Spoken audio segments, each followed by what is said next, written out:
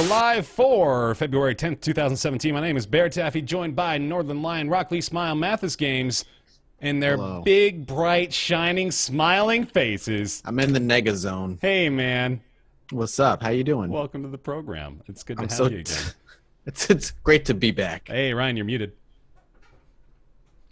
That really ruins the comedic timing of that to be a pretty good joke. That's okay. That's okay. It's okay. Lip readers out there will appreciate it. Hey, all, welcome out again to another episode of Roundtable. Thank you very much for joining us. Appreciate it. We're a little early today, if you can believe it. I know you're all still settling in, getting ready for the 5 to 10 minute delay, but we're ready to go. Let's do this thing. On time. Yeah, we got a good docket, too. A lot of news that came up within the last couple of days, which is generally how things tend to go, thankfully. Steam Greenlight is getting the boot, actually. Big story came up this morning. Steam and Valve have plans to replace it with something new. Also, we got Humble Bundle moving into the publishing realm. Big story there, along with E3 2017 opening its doors to the public for the first time since probably, what, like 2011, 2010, something like that? Been quite a while since they've been open to the public again. Valve actually working on new VR games, full-fledged VR games, as well as Fire Emblem Heroes, The Room, Linelight, Nioh, Ask Roundtable, Nick's Weird Games, random topics, conversation, banter, nonsense, gaffs, japes, Walla Walla, comedy, you know, the usual. I have some news. Did you know there are over 24 different Dr. sodas that aren't Dr. Pepper? Wow, wow, no way. Did you know that? Because I just linked, there's an image right here. Dr. Yeah, name how many. You're going to have a long road ahead of you if you want to name them. Are they all dark colas? Yo, I want some Dr. Shasta. They all have the same dark red cans as well, for some reason. This is how popular it is. Because you need to sell to the Dr. Pepper crowd, man. It's a big market. Are these all just different off-brand Dr. Peppers? I think so, yeah. Yeah, that's what it looks like. Every individual retailer's own version of Dr. Pepper. Because I'm a free man and I live in America, I want Dr. Choice. There is a Wikipedia page categorized as Dr. Pepper flavored sodas.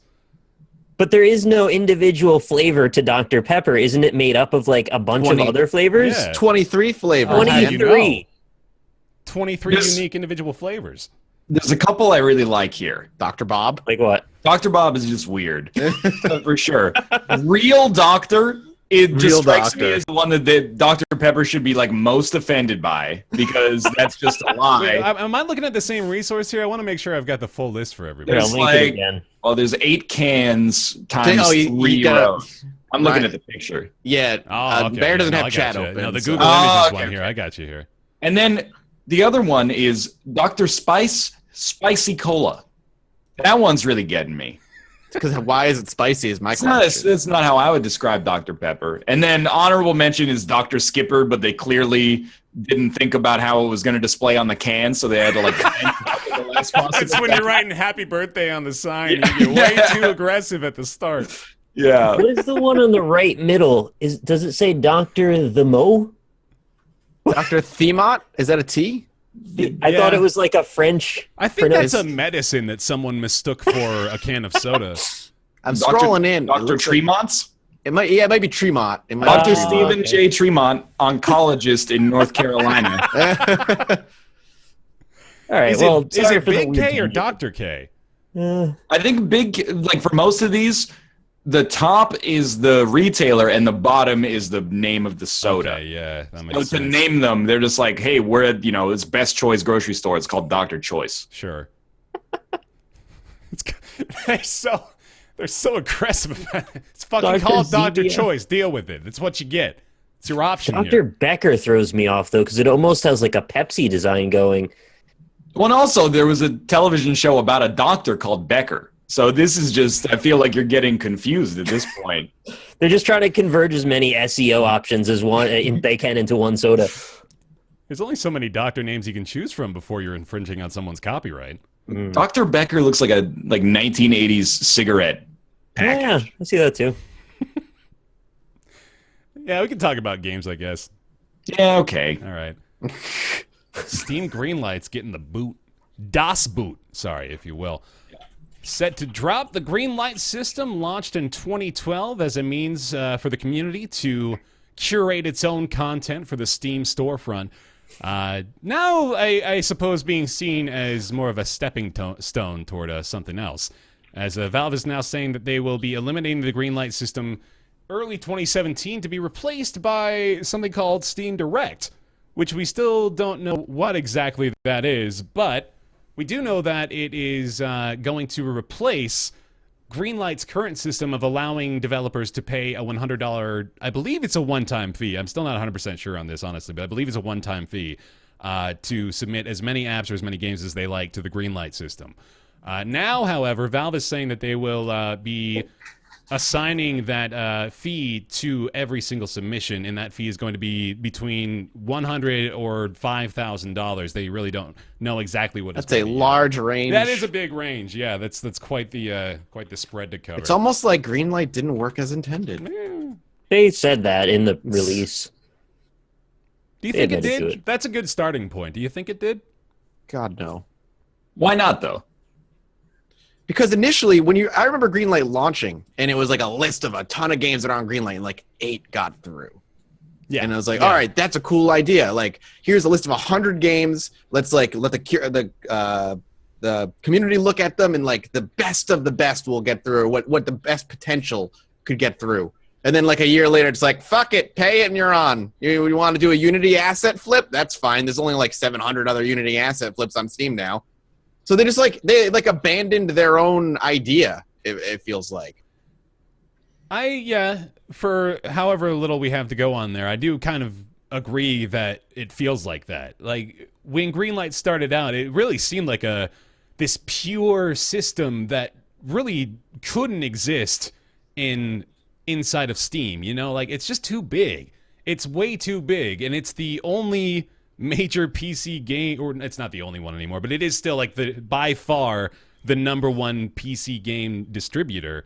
So it really just, I think it's just unrealistic for it to have kept up that pattern, because I really did like it back in those days when we would be able to talk about, you know, like the 8 to 10 games coming out on Greenlight. We've mentioned this before, that we used to, you know, have these conversations about, oh yeah, here's the Greenlight batch. This is a good looking, interesting crew. I like the ideas coming through here, but maybe just a bit of a pipe dream, I guess, you know? And one day, Project Zomboid is going to release. Yeah.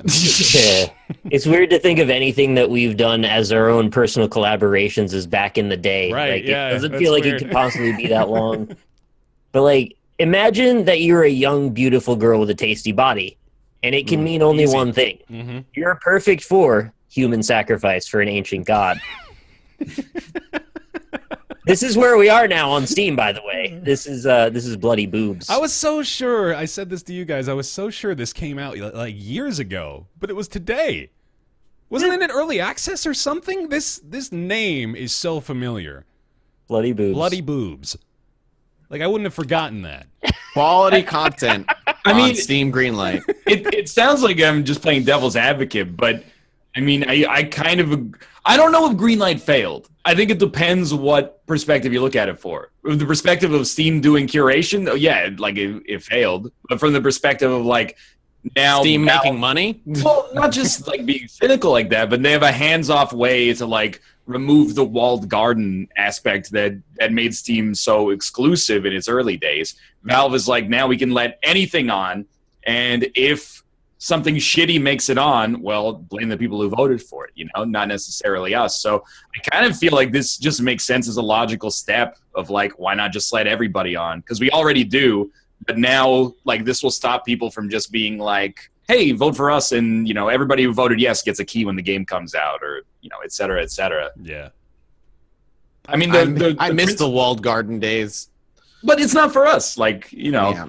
I feel like for developers, maybe it sucks really bad that Steam is overflowing. I think if you make a great game that has a lot of appeal, it's still plausible to make a lot of money. I feel like if you make an average game, or maybe a game that's niche or is not going to, you know, go wide or viral or be streamed or played on YouTube, it sucks because your discoverability gets way harder. But I sort of already feel like we're already at the point where, like, you know, if 20 games are coming out a day, who cares if it's 50 now? Who cares if it's, you know, 75? Yeah, I don't know if this is true. I saw someone say it in chat that 80% of Steam's library came out last year. Whoa. Yeah, I've heard that as well. Really? So, Yeah. I don't know if it's it's rocketed 100%. up at such an exponential factor that now that's where we're at. Y'all are treating that very No, nonchalantly. but I've heard this already months ago. Yeah, I feel like I've heard it as well. That's unbelievable. That's just how flooded the goddamn system is at this point. Man. But the person who would care about this is the person who's releasing a game in the midst of all of that flurry of new stuff. Yeah. Like, you're going to get no coverage then. So the fact is 80% in the last 3 years, 40% last year alone. Okay, that's And 40% is still big. That's still nuts. But Yeah, that's easier to Almost process, half though. of Steam's entirety was released in 2016. Man. Yeah, I believe that. Yeah. So is it then, has it just exponentially gotten worse over the course of the past year or so, the Greenlight system? Or do you think it's just been a long time coming? I just don't know if it's like there's just more call to it now with like stuff like Jim Sterling and being like, look at the fucking Unity Flip asset on trash every single day. Or if it's been like that for the past 3 years and it's just only now getting to the point where it's just oversaturating. Mm-hmm.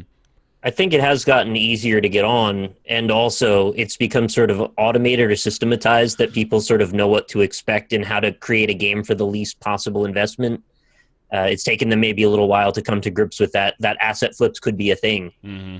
And then to put together a group of people that can quickly make those and turn them out. To Ryan's point almost, the fact that a developer's discoverability is now way, way, way lower, the reason for them to invest time and years of work into it now almost seems like the payoff may not even be there for them. So why work hard when you can just fucking pull a cheap-ass like flip, make money, and then move on to your next flip? Well, because like as the Steam Spy thing I linked in Skype said, like 70% of the games released on Steam last year didn't even make $15,000. So I mean, $15,000 sound like a lot of money, but No, you it's not. Yeah, But that just goes to the point, like, why bother putting a ton of work into a game and releasing it on Steam if it's going to get buried a day later because 10 games released the same day yours did? And I don't have any evidence for this, but my perception is that there are great games that get buried, but a lot of the games that don't cross that $15,000 threshold are just bad. Like, this is not to be anti-developer at all, but like a lot of them, go to the Steam new releases list. That's what I'm doing right now. Everybody on that All list new is releases. like, Yeah. all these other games are fucking me. But,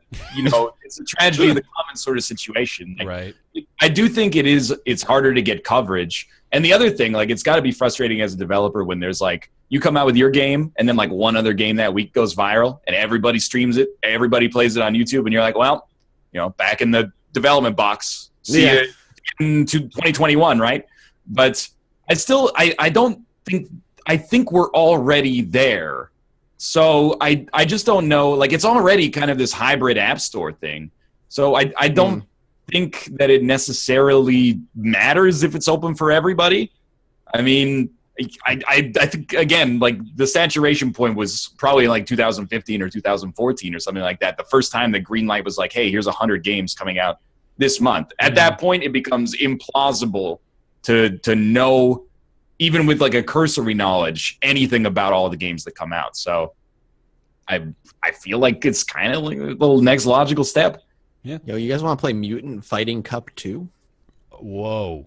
The other thing I just want to point out is that I feel like there's a perception difference between the way that we treat the App Store and the way that we treat Steam. Where if we see a shitty game on the App Store, we're just like, scroll. But on Steam, we're like, what's this game doing How here? dare it plague my distribution service? Because the App Store has always been garbage and never curated. I guess so. Steam went from curation to, like, what is on Steam, you can always expect a certain level of quality, to becoming an App Store.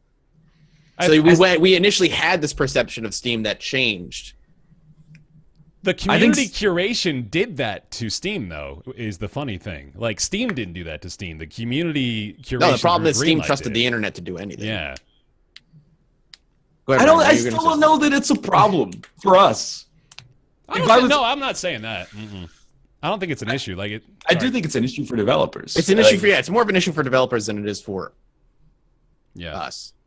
Sorry, I didn't mean to cut you off.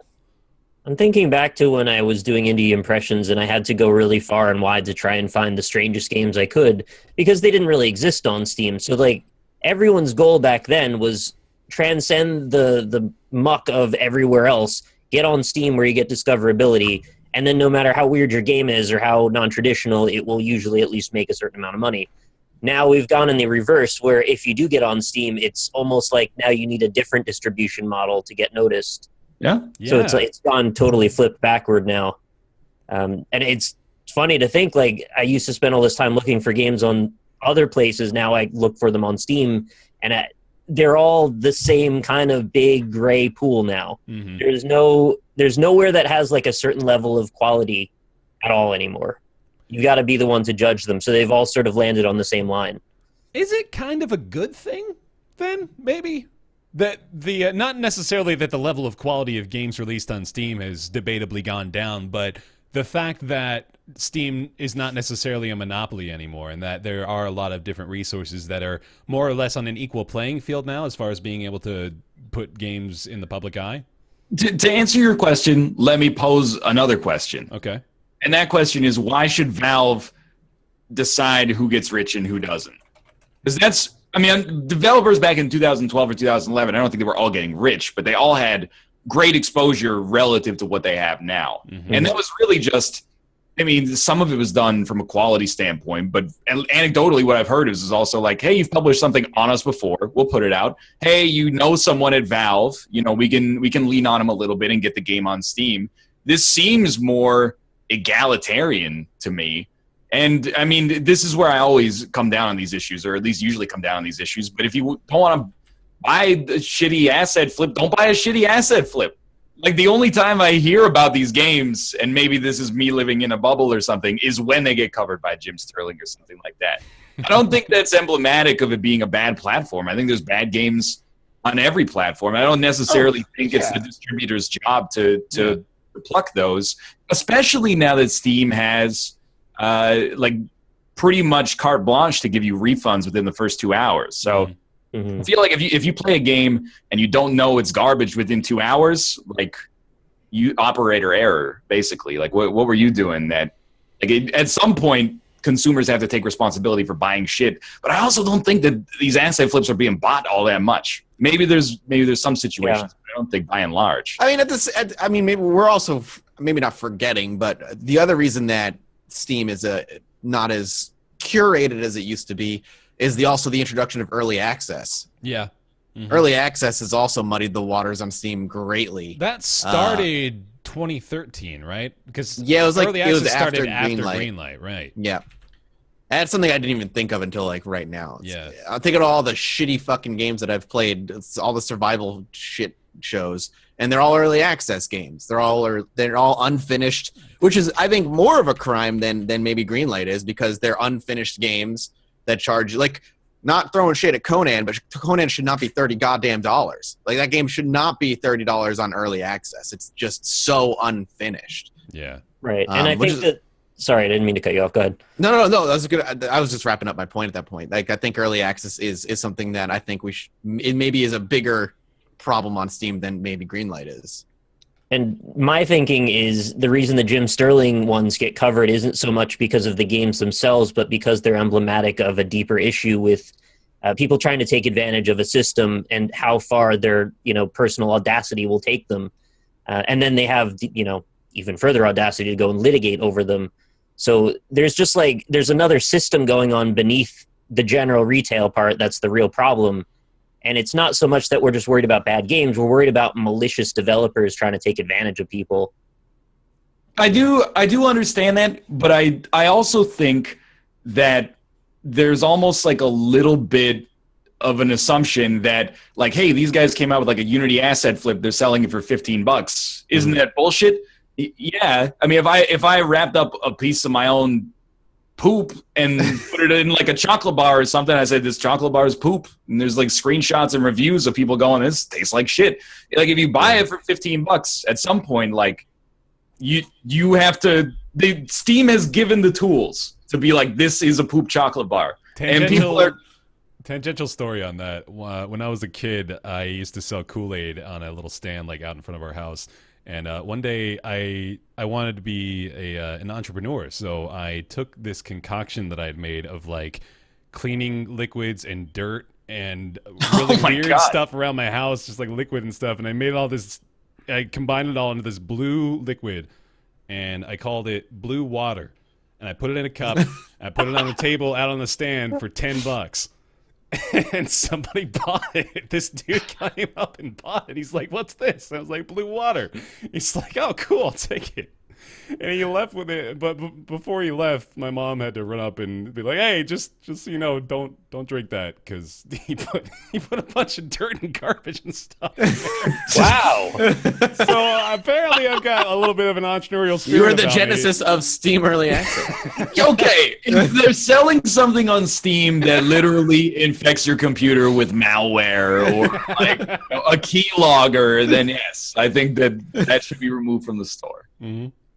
And to fit with the metaphor, probably the poop chocolate bar is dangerous. So I mean, you don't want to eat that. You probably shouldn't be allowed to sell that in the store. It's funny, Jim actually had a video called "Steam Needs to Stop Selling Toys Filled with Cum." Yeah. It's like, there you go. Yeah. I don't know about that analogy, man. I don't know if that works as well. I don't know. I thought they had an interesting middle ground when Greenlight was initially released, and once a month, like the top 10 most highest voted Greenlight games would get okayed, like to be on Steam, because that involved the community. It also involved Steam. It didn't open the floodgates, but it also wasn't as restrictive. And then it's also totally unsustainable. Yeah, I guess. Like I can't talk to one way or another, I guess. And I also think, like, well, at the same time, Project Zomboid was in the very first batch of games to get approved for Steam, and they never were on Steam until early access came around as well, because they're like, this game is going to be like 4, 5, 6, 7, 8 more years before it's done. I don't know. Yeah, it's all over the place, I guess.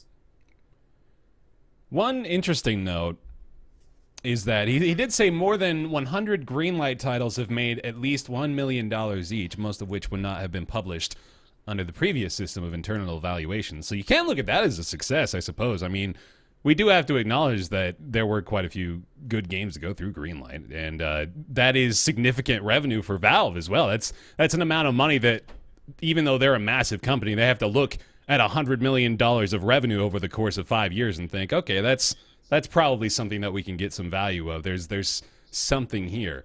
And they genuinely seem to be interested in, like, preventing those bad games from being on the list. Like, Ryan, I know that you're wondering between us whether or not they should be the curators of the content, but they look like they are interested in doing that still.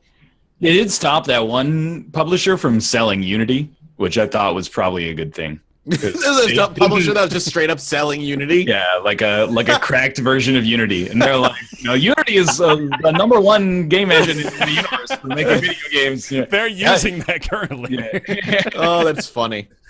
I'd like to sell a zip of an arbitrary blind bag of various EXEs across my computer. You get a different set with every time you pay $5. Ooh, grab bag. That sounds fun. Yeah. I'm gonna crack Civ 6 and sell it for $10 on Steam. Hell yeah. It's just a Great free deal. market, man. Yeah. I know, right? It's capitalism. That's a Get lot used to better it. than what they sell it for normally. That's what I'm saying. The thing that I think is important to recognize is that there's no perfect scenario that nobody's going to complain about. Because before Greenlight, people were like, can't get on Steam, so I guess my game is not going to sell well. And then when like Greenlight was letting 10 games through, it was like, well, you got to be pretty lucky to get on Steam. Once you get in, you're pretty good. Like, the more it's opened up, I guess where I come at it from is this, like, I think it's fallacious reasoning that every developer is like, I wish they just let me in as the last person. If they just expanded enough to let my game in and cut out everything else, then things would be perfect. But there is no dynamic way for that to happen. So That's a fair point. I get you on that. if they're gonna open it a little bit and then wider and wider and wider, why not just open it the whole way and then everybody's in? And I'm not saying it's a complete meritocracy, but at least like they can fight it out the same way they fight it out on iOS or the Google Play Store or anything. I think it probably is, in effect, a meritocracy at this point, because I agree with you in that I'm pretty damn sure most of those I don't want to say garbage games, but I'll just say garbage games that show up on Steam, they get probably like 0 to 10 sales, you know? And like, think about the Twitch directory, you know, where there's a lot of streamers that'll have thousands of viewers, and you'll think, oh, wow, these guys are being wildly successful. You can get the same story over on Greenlight, where you're like, you got 100 games that have made $1 million each. Meanwhile, there's like probably 10 to 15,000 games that have made probably $0. 50 games came out on Steam today alone. Fuck. That's crazy. I still like that's absurd, but I don't think it's bad. I don't think it's bad for us. Yeah. At least I think there's from every person. No, it's not bad for us. It's bad for, or probably not so great for developers, like you said. I still think, and this, I mean, I know there are game developers in chat. I still think if you make like that one, and it's not this easy, but if you make that like best game of the month, best game of the week sort of game, which is really like 0.5% of the games at this point, just based on that, I still think it can rise to the top fairly easily. I don't know how many games are coming out that are like, hey, this is a masterpiece that nobody played. Maybe there's like inherently we're never going to know about it because we missed them. But I feel like if you make a game that's between that like 3 to 7.5 range, that's where you probably would have done better in 2012 and are doing terrible now. And that sucks. My counter argument to the meritocracy issue would have been, what about bloody boobs? Like someone taking that angle, just going, well, I'm just going to put this stuff in because I know it'll sell. And not really having any substantial game mechanics. They just won't sell, you think, right? Or will it? You just said it, though. It's like they know that will sell. There's a lot of games that don't incorporate anything that will sell, and they're trying to be successful either based on like a weird, obscure idea they had, or it's just, you know, somebody's first attempt at something. They don't really have any strong skills they've developed yet, and it's just not gonna sell. You know, like there's so many reasons things won't work as compared to the reasons why they do. And there's tons of games on Steam that have you know, A, B, or C flaw, or in a lot of cases, all of them, and they just are not going to see the light of day because of that.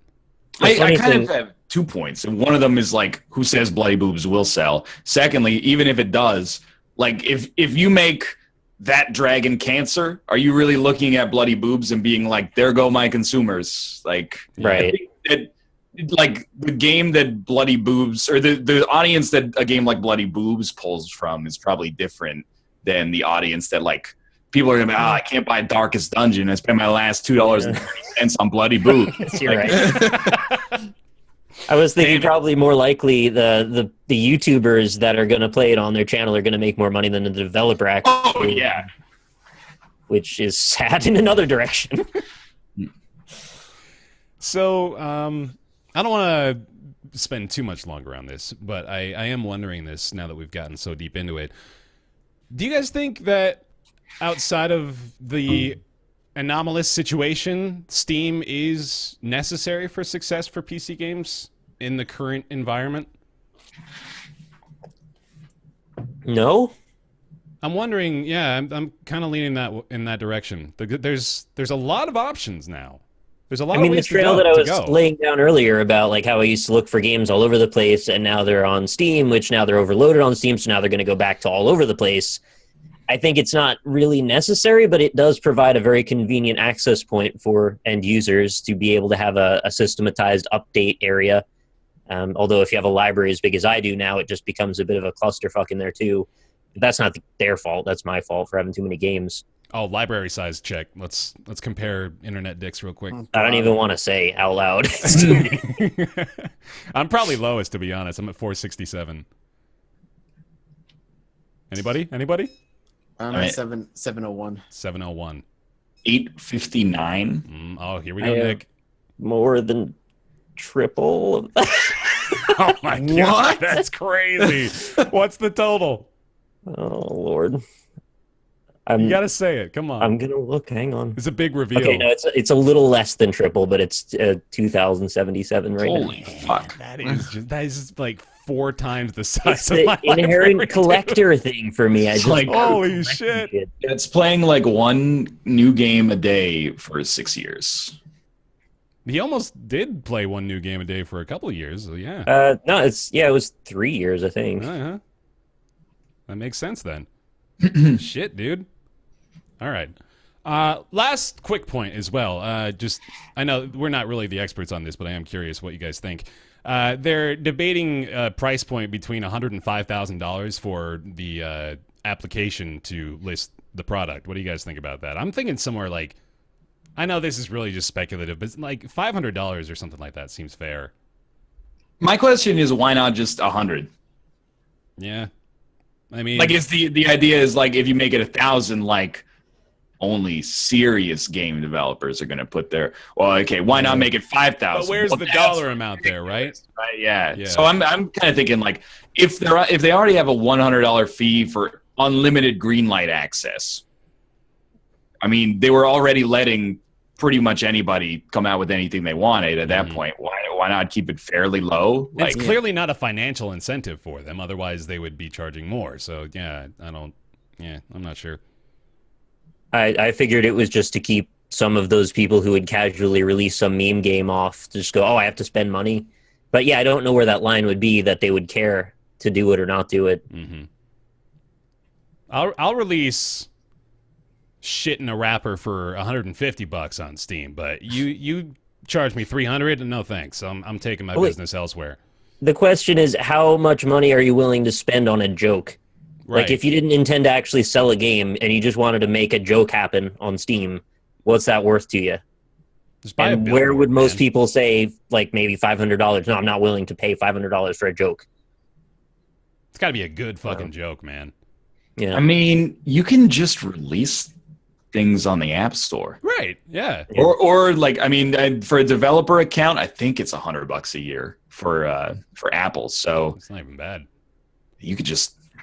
I feel like there's precedent for it to be $100, but I don't know. Again, and on the App Store, people are like, it's a fucking wasteland. We don't need curation here. It's already, the ground's been salted, right? Yeah. So I guess on Steam, the idea is that there's still like, there's some precious natural resources there that we don't want to just totally exploit. But yeah. I would feel comfortable with $500. That wouldn't bother me that much. It seems like a fair price. I don't know. What if it's $500, but you're making like a dope game and you live in South Sudan or something like that, though? Right. You know, you're hacking together like this Unity game on a Chromebook that somebody sent to you in 2009. You know, like, fuck, dude. I think you're already fighting an uphill battle if you're in that situation anyway. Well, I agree, but then you're like, man, $500.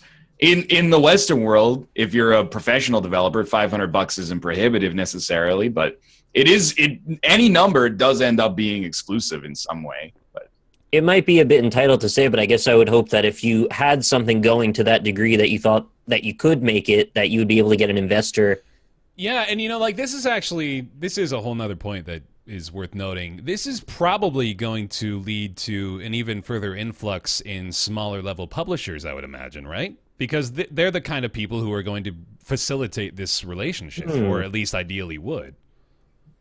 You think we'll see more devolvers and the like start to spring up now?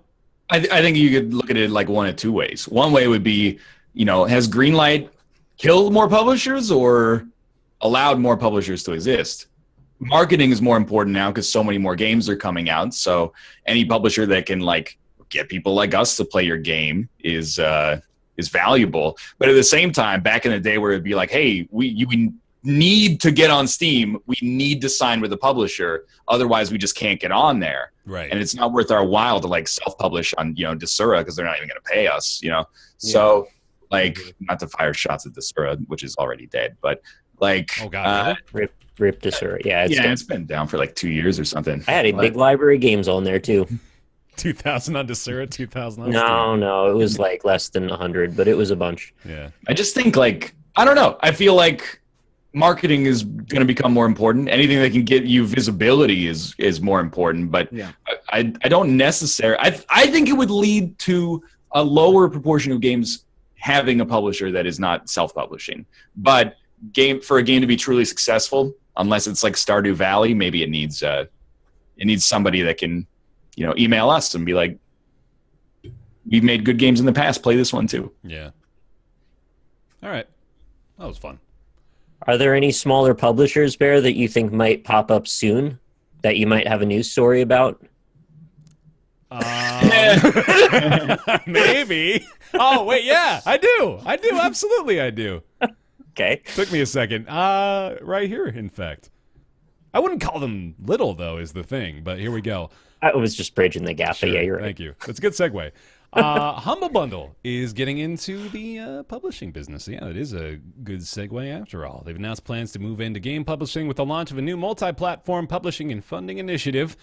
Currently slated to release 7 games all throughout 2017 going into 2018. All sorts of variety in there as well. Let me just read this quote directly from them. It says, "In a way, you could say we are an a la carte publisher, allowing developers to choose what they want out of publishing through us. We then offer funding based on the services they need. We offer a wide range of publisher service with touch blah, blah, blah, blah, blah, blah, blah, blah, blah, blah. Buzzwords." Just tune those out, I guess. It's to cover ports, marketing, localization, everything a developer would need to release in today's global games market. Yeah. I need the Goldman gloves. Mm-hmm. I liked your gold, man. That was good. Thanks, man. Me too. So the game lineup is actually pretty interesting. One of the big ones that a lot of people may have already seen some of already is called Scorn. So that has some pretty big hype behind it. It's aiming for a Wait, does it Q4. have hype? I didn't know I anyone's didn't heard of think it. it did, but check out the views on these trailers, man. One of them has 15 million hits. It's crazy. Oh, that's really good. Yeah. So a lot of people are looking forward to this, I guess. But the That's probably why they haven't emailed me again. Like, we don't need We you. don't need you. But yeah, it's like this H.R. Geiger-inspired first-person horror game. Really, let me get the trailer up actually, so y'all can check this out on the stream because it is pretty crazy looking. But other ones on there as well. There's a Minecraft-looking gig that was called Stacks something. What's the name of that one? You guys have it pulled up? I didn't see the list. Oh, you didn't see the list? Uh-oh. I only knew Hat in Time and Scorn. That was Staxel. That's what it's called. Staxel. It's a Staxel. it looks like sort of a Stardew Minecraft cross. So that's an interesting look there as well. You Gotta get that in there. Mm-hmm. You got Eichenfell, which appears to be sort of an NES era RPG. Hat in Time. That is an existing series, right? No, this is the first release this is the in first this. release? Okay. This not yet series. I've been looking forward to this game since I think I started doing YouTube. Damn. It's like 2012 or so. It's one of those games that had just been worked on forever, and I've just been waiting for it to finally be done. Awesome. And then you got Keyboard Sports on there, which apparently is a Humble original. So that brought some more questions to my brain. Humble original. Is that the first of these I've seen? Oh Dear was a Humble original as well. And I think they originally came out as like value adds for the monthly bundles, but then they're going to get spun out into a full release. So that's stuff that they're self-funding and publishing, as far as I know, at least. Okay, that makes sense. Is Keyboard Sports the one that's developed by the Nobi Boy and Katamari Damacy guy, where it's 26 player and everyone gets a letter of the alphabet and you all have to do things at the same time? No, I don't think so, but that sounds insane. Okay. What is that game? I can't remember the title. I thought it was Keyboard Sports. No, this Keyboard Sports is... I don't know what it is, to be honest. It might be that, actually, looking at the trailer. No, I don't think so. It's it looks like it's just some kind of goofy little mini game collection that uses the keyboard in interesting ways. So yeah, that'll be cute. Oh yeah, this isn't that. Mm-hmm. Then you got No Truce with the Furies, which I first read as No Truce with the Furries and had to do a double take, but no, that is not right. That's my motto for Twitter. I'm just let down now. No shoes with the birds. Oh, my game was called Alphabet. Oh, Thank you. okay, cool. Mm-hmm. And then I think that's and then Hacky Zack, which is just a cute little puzzle game that uses a hacky sack. Fun. Any hot takes from this one? I don't know if there's much to say apart from looking forward to it. Another publisher on the block. This is a big one too. I mean, I like the fact that they are apparently taking their philosophy with just Humble in general, which is to say, like, they allow people to choose the split and choose where their money goes. It seems like they're taking a similar approach to publishing, which could be more than welcome, I'd imagine. I still think they have a pretty good reputation. I've pretty much liked everything they've done, except I haven't been fully on board for the monthly bundle, but, that's just more of a personal thing. There's nothing really wrong with it. Yeah, I'm for it. They seem good. Mm-hmm. I was sponsored by Humble 2 weeks ago. So yeah, exactly. I'm not really in an impartial boat. I mean, I have friends who work at Humble as well, so I'm far from impartial. But I really think they've been killing it lately, and they have a great reputation in the industry. If you don't like the concept of buying a blind bag, I completely understand not being into the bundle. But February's bundle was it was real good. $140 in great games. Mm-hmm. When you told me what it was, I mean, that certainly sold me on the value. The only issue I have is I own half of them. As I told you, I've got freaking 2,000 games. And you can't go back either. They deliver. The one thing they do to sell bundles is they don't let you wait and see what's in it and then come back. Right. So you have to get it in advance. But really, they've been crushing it on the monthlies to a degree that I consider kind of absurd. And I'm excited that they're getting into publishing because, from talking with them, they have a very developer-focused mindset. And one of the reasons they rarely had done sponsorships up to this point is because, their margins are pretty thin. Some of the money goes to charity, a lot of the money goes to developers. Humble takes some admin costs. So they're we can't float out 6 figures to get 100 YouTubers to play our game or something like that. So I think they've got their heads screwed on straight from a sustainability standpoint, and they're doing things that are mostly good for the industry. So I'm hopeful that this works out well for them. I think the developers that are on it are hopefully going to be happy with how it works out for them too. Yeah, I agree. Their thinking is better suited to long term, and the fact that they're not just paying out money straight away, they'd rather build up goodwill and use that goodwill in the right places at the right times instead of just throw money. Yeah, so, I agree. That's the better call. For sure. Cool. E3. Open to the public, baby. Oh, yeah. This is, I gotta be honest, man. I had this dream since I was 12 years old, going to E3. And I've been trying, the last few years, I've been applying for those press passes. I've been yearning, thinking just maybe one year they'll think I'm important enough to get in there. I don't know why they gave me a pass and not you last year. Did you know that, you could have just gone? I'm not, this doesn't really help you out that much. But the E3 process, at least to the best of my understanding, is for media only. Yeah. If you want, you can get a pass for free. If you apply, we'll go through your credentials, verify that you are who you say you are, we'll give you a pass. Or, if that's too much trouble, wink, wink, you could just pay us $1,000 and bypass the credential checking part and get a pass. Oh. What? No, there was a yada yada yada in there somewhere that really covered up the core element of it. Basically, if you paid them $1,000, they would just give you a pass. Oh. Because that's the I'm media, but I don't want to go through the trouble of giving you my documents fee. I see.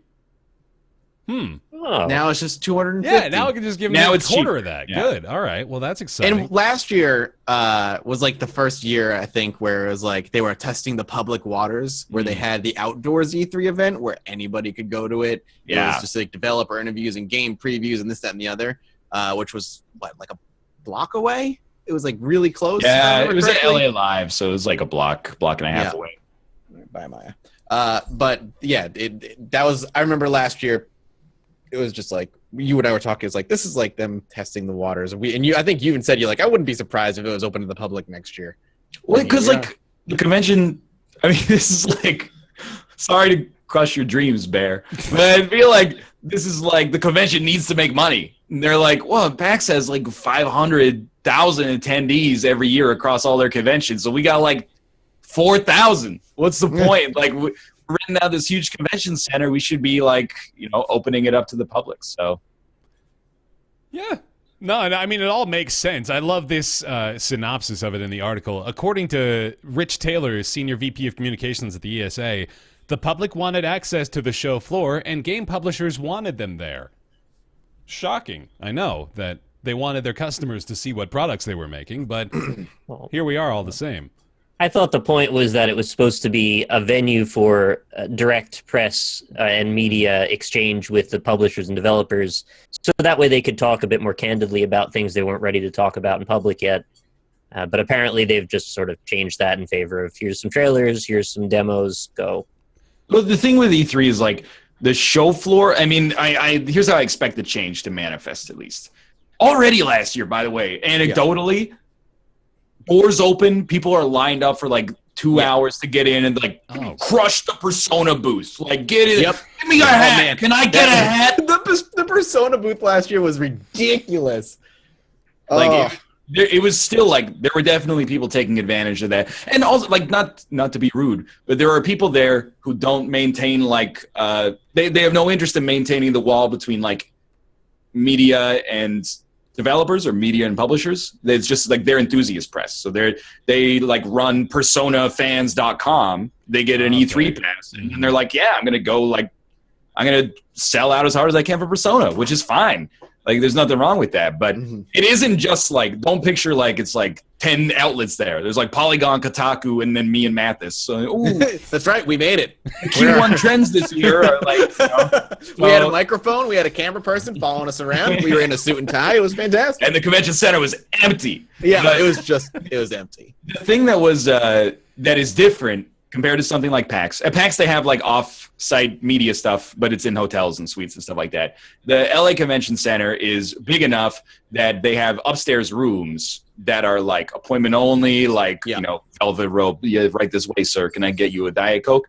And then like that, I imagine, still gives a good reason for the media to go there and not just feel like they're going to be crushed in the throng of people. Yeah, the like you said, the show floor was very PAX. It was actually like PAX on steroids in the way it was presented. It wasn't as full as PAX, but there was still a ton of people there. But the booths were like a lot of money put into those booths. Those booths were ridiculous. But like Ryan said, you went upstairs, and to go into that area where you want to like one-on-one developers and stuff, there was like security out there, and they're like, "Can I see your pass, sir?" Okay. And like you could only get through unless like you had a very particular pass and you had an appointment with Did anybody. you get through with a $1,000 bribery pass? I have no idea. And then like, there were little cubicles and stuff where you'd go in, there was like 2 or 3 developers, you'd sit down with the game and they'd go over the stuff with you, and that was like the personal aspect. And be like, I'm here to play this new open world game, and they're like, actually, we have you booked for F1 2016, and you're like, yeah, but like that's not what I'm here for, because I've never played an F1 game before, and I'm just wasting both of our... Oh my god, that's right. We sat in that thing and played F1. I'm like, this is... You actually played it? Like, yeah, I was like, it's because we were waiting. We were waiting for all the other games that they had, and they're like, would you like to play F1? We're like, all right. You're just too polite to say no, aren't you? It was fun, but like, I was like, I'm never going to play it again. It's just not my scene. Like, do I look like I'm European? That's a European game. I think I've gotten to the point where I'm more infatuated with the idea of E3 at this point than I am with the actual convention itself. I'm not even really a big fan of conventions, to be honest. So the fact that you're telling me it's almost worse than PAX as far as congestion goes is not extremely encouraging either. Yeah, you're going to get Last Guardian again. Yeah, it's going to keep happening. I don't know. Like, it's kind of nice. I liked it. I liked it That's a lot. good. I really liked it. And you would have last year they had that interactive Last Guardian thing where Trico would react to you if you got up close. Oh my god, I would have loved that. And you could like go up to him and he'd be like, "Brr," and he'd get close to yeah, the pet. I want that. I've got my. That's not going to be there again. That thing got sold for parts. They needed the money. I've got my statue still. I should just make a little Robo Trico. That'd be great. There you go. Those beat. No, I really liked it too because it wasn't as, like I said, I wasn't as packed as PAX, but maybe it will be this year because it opened to the public. But yeah, still, I'm imagining like it's much bigger. The convention hall. Mm-hmm. I remember the funny thing about PAX from E3 rather from last year was the indie corner because they had like an indie area, but it was a desolate wasteland. Oh, yeah. It's like all these indie devs must have paid a ton of money to get in, and there's nobody back there. Man, it was that's sad and hilarious. Why would you play 8 games in 2 hours when you can wait in line for 2 hours to watch somebody play the same demo of Mafia 3 15 minutes? Like, yeah. No, I didn't fly to Los targeted. Angeles to play video games. I flew to Los Angeles to watch people. the gameplay ambassador from Take-Two play the curated Mafia 3 demo and then tweet about how it's going to be the best game ever. I put that on It blew my business mind card. that there were some indie developers that were just showing like tablet like games back there in E3 and I'm like, you paid money. I don't think it to should show blow off, your like- mind anymore, man. I'm pretty sure that's like they're probably making more money than half the people there, to be honest. Man, it's possible. There was also the VR porn booth, which Yes, there was the good. VR porn booth. That's right. I and did by not- booth I mean just a chair on the show floor. No deal of Just privacy. out in the middle of nowhere, like no walls around it or anything. There's just a VR porn station set up. In No, there were no walls. I don't think. Oh man. You don't see what they're seeing.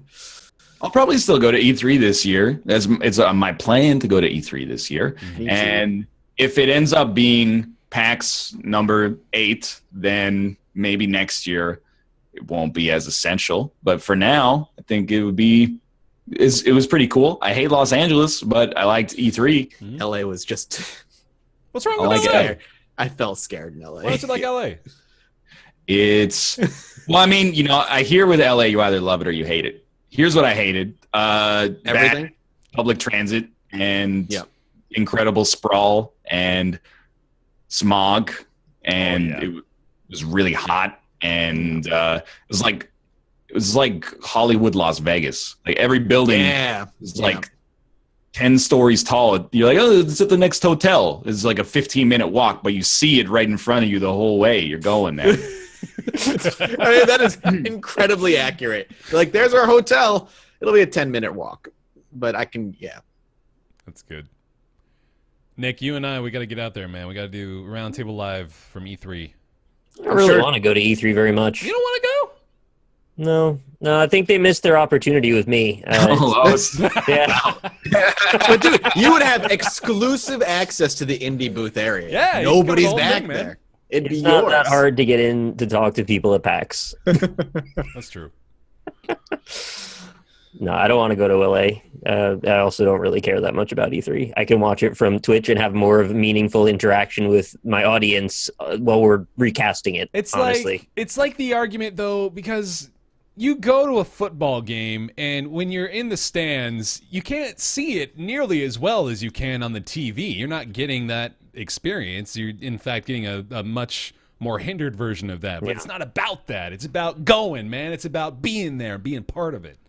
I think I talked about it last year when I went and I came back, but I definitely was infatuated with E3. I really enjoyed my time there. Maybe it's because I've been wanting to go to E3 my whole life, but it was definitely a different kind of convention in that the show floor was just money was put into the booths and it was just a spectacle. Like every booth was a spectacle.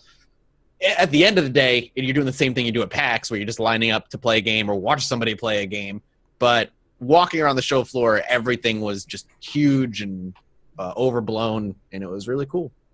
When you say you want to be a part of it, what specifically is the it that you want to be a part of? You just want the experience. Yeah, I think that. I mean, I don't have a specific it. I want to be. It's just. I don't know. It's just a validation, I guess. You know, like Yeah. it makes me feel like I made it to an extent. That's all it is. It's a simple pleasure, man. All right. You can also recoup a lot of your travel investment in free soda. Okay. Like, Oh. you ever get into those back rooms? You could snag 2 Diet Cokes. They don't care. The You're in a the bitch. Batman that was when they announced the Telltale Batman game, and you could go in there and they had people serving booze the whole time. Oh shit. Yeah. There was like somebody playing a butler and they were making drinks, and you could just have a drink. That's dope. Yeah, if you ever wonder, There's if all you kinds ever of drinks. wonder why there's whenever free. they show like a shitty trailer at one of the huge E3 conferences, why people go, woo, oh my god, free bar outside, and also waiting in the parking lot in the hot summer sun for like 2 hours to get inside, so you get as dehydrated as possible. So It's just delusional. Yeah, you're delirious. Oh, that's you're the worst. slightly boozed up. You're going to be dehydrated, then drinking a whole bunch. You're just going to have an awful hangover. well, it gets out by like 8, so you got time to recover. Yeah, time to drink more. Also fair, yeah. Yeah, we got crazy at E3, man. That was we got wild. Oh, geez, we had sushi that one night. Mm-hmm. And then we had truck tacos or truck taco. Those were pretty good. Mathas, how late did you stay up? 8:39. Pretty late. Oh, There were a no few nights way. we were out. Damn. One night Just it was like 1 a.m. Yeah, I was up till 1 a.m. one night. The first night, you guys went to the PlayStation show, and I didn't have pass for that, so I got to go to bed with an excuse. I remember the lunch. They had all those lunch trucks, and you had like an appointment. We were in line for like 30 minutes, just waiting for like euros. Yeah, they have like food trucks. It's like, oh, you want to get a quick lunch so you can get back to your appointments, and then 45 minutes later, here's your souvlaki. For me, the reason I think I'm also a bit skeptical is because I think that between my travel anxiety and feeling like I just don't do enough, like traveling all the time doesn't appeal to me. Being part of all these conventions just feels like you're doing the opposite of what you're trying to do, which is, you're out talking to people, but you're not really doing anything. It's just more about the experience, which is cool, but it's like... It's about networking. Kind of bored of right? that. Networking's Yeah, about. I'd just much rather like either hang out with people and have a fun time or be at home actually doing stuff. The concept of like, we're getting down inside baseball track, but we're like streamers like I gotta go to every PAX for networking. Like that's not how our business works. No. Most of the time, if you're a big streamer, you don't need to meet the developer to get a code. They're gonna be like, this guy's got 500 concurrent viewers. I'll give him a code, of course. Mm-hmm. It's a lot of. I think it's a industry-focused vacation a lot of the time. Like the idea that most of these conventions are work is not valid, I think. However, that's the same in like every industry. Yeah. Like if you work in the mattress industry, you go to Mattress Con. Everyone's just getting shit house at the hotel. They got banging on the mattresses. Yeah, you know what's going on in mattress. And they're writing it off. So, like, yep. For me, I use this. It's the same thing. I use it as an excuse to step away from my computer for like a week and still like hang out with people who play video games. You play some video games. You feel superior because you're like, hey, that video game everyone's excited about. I play it. Wasn't that good? Or you get really excited about Mafia 3 and then are immediately let down when it launches. Yeah, that's fair. Taking a shit down Mafia 3's throat today. What happened? Stupid game. It's just not a good game. I've never played it. I've never played it, but I've been to 4 appointments for it. Wait, I've seen it played for about 80 minutes, I think. That seems impossible. I got so excited about it at E3. Like I saw the trailer and everything, and they showed some gameplay. I was like, this could be like the Godfather game that I really wanted, and it was. The story was good, wasn't it? I heard the story was pretty damn good. Yeah, but the game part of it was bad. Yeah. All right. 4 appointments for you. Never I was just going to say, like, Ryan's so conscious about his time, yet he wants to go to 4 appointments for a game he doesn't want to play. Well, it's not like I was flying to Nevada for each one. They were all at conventions, and I was like, maybe at this one, they'll give us the controller. I was giving a hard time. And they did not. I used to live in Nevada. Really? Yeah. That doesn't surprise me. You probably lived in what 2K eventually purchased to make their game studios. Those vacant airplanes. Those decommissioned bases. Yeah. All right. Valve is working on new VR games. Not exactly a news story, but it is pretty noteworthy all the same. Valve recently had a sit-down, a media roundtable with a bunch of media folks, and gave away some details about their current projects, including 3 full-fledged virtual reality games. Not necessarily things like The Lab, which they released last year, which was more of a proof of concept than anything else and kind of a collection of mini-games, but these are apparently full-fledged releases. No word on whether they're at all tied to their major properties like Half-Life or Team Fortress or Portal. There is Portal Stories VR. That's a thing that exists right now, though that's not an officially Valve-created thing. But I would certainly be interested in the Portal VR. But all the same, this is exciting for me personally. I don't know how y'all feel about it, but this is like, if anybody was gonna put a driving force behind making VR games good to start off with, I think Valve would be a pretty good choice. I agree, actually 100%. Please, not Vive exclusives only. Please, that's all. As somebody who is like, I'm ragging on VR despite owning it because I'm sick of these tech demos. To have them like literally say, yeah, these are going to be like full-fledged games, not tech demos. I'm like, all right, I like where your head's at. Use some of that 100 million from Steam Greenlight. And early access. Sweet Vive game. Yeah. They're definitely going to be Vive exclusives, right? I hope not. No, they definitely will be. Yeah, I mean, probably. It doesn't make any sense for them not or at least to timed exclusives. When you say definitely, though, like there's still the element where now there's like one-to-one compatibility between the two pieces of hardware. Yeah. So I'm pretty sure you can find a workaround. It's just absolutely. Can we just skip the pretense and go straight to you can just play it? Yeah, you should be able to just play it on both. But Vive is Valve. It's their actual product. So, yeah. So like no, I completely get it. Let me have the Oculus. I'm hoping for you, man. I really am. So yeah, it again, one of the big parts of this is that they more or less have ruled out that they're not Half-Life or Team Fortress. They actually said specifically that they tried to make Half-Life and Team Fortress VR games, but that they weren't fun on VR, or whatever they made for them was not fun on VR. So that's an interesting point in and of itself, is that they already did attempt something like that. Good. I'm glad. Mm-hmm. I'm glad that they were willing to be like, this isn't going to work. Maybe Portal. Portal could be really cool in VR. I really think it could. Yeah. I mean, like that's the obvious one, though, isn't it? It's just how do you do it? They'd have to redesign it because otherwise it would make everybody super motion sick. Exactly. It would need to be very much like a structured, you don't move around kind of puzzle. There's a couple of ways that VR games have done motion differently that I think could apply to this. Google Maps, weirdly enough, has like this tunnel vision feature for when you're moving around really quickly from place to place. They fuzz up, I guess, like the area in your peripheral, and they make it so you're more focused on just what's directly ahead of you. So it looks like a screen in front of you instead? Yeah, exactly. So it's like your eyes handle that a lot easier, probably, just because you're a lot more accustomed to looking at something that's more or less a flat image in front of you.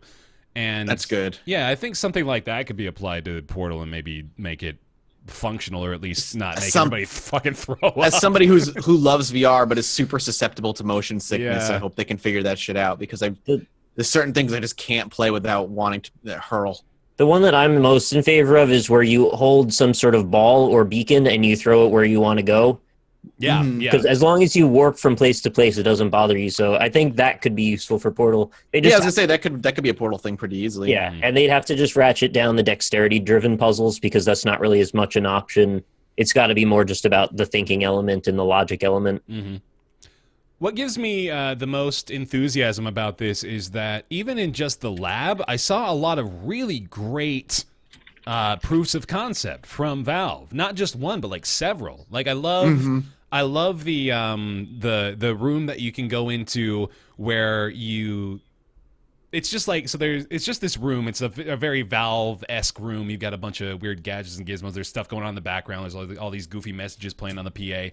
And then you can like open up these file cabinets, and there's these little towns of people that you can fiddle around with. And then you would pull out this giant robot arm, and it showed you all these gadgets and gizmos and stuff that you could get in and work around with and tinker around. But it didn't really actually do anything, but it was, the proof of concept of that. They've got great ideas like that, and like the archery game is just fantastic. That alone is just so much fun to play by itself. They have a really great, albeit short, track record with VR already. So I'm really looking forward to it. And that probably was the end of the segment. I don't know if anybody else has anything to say about it.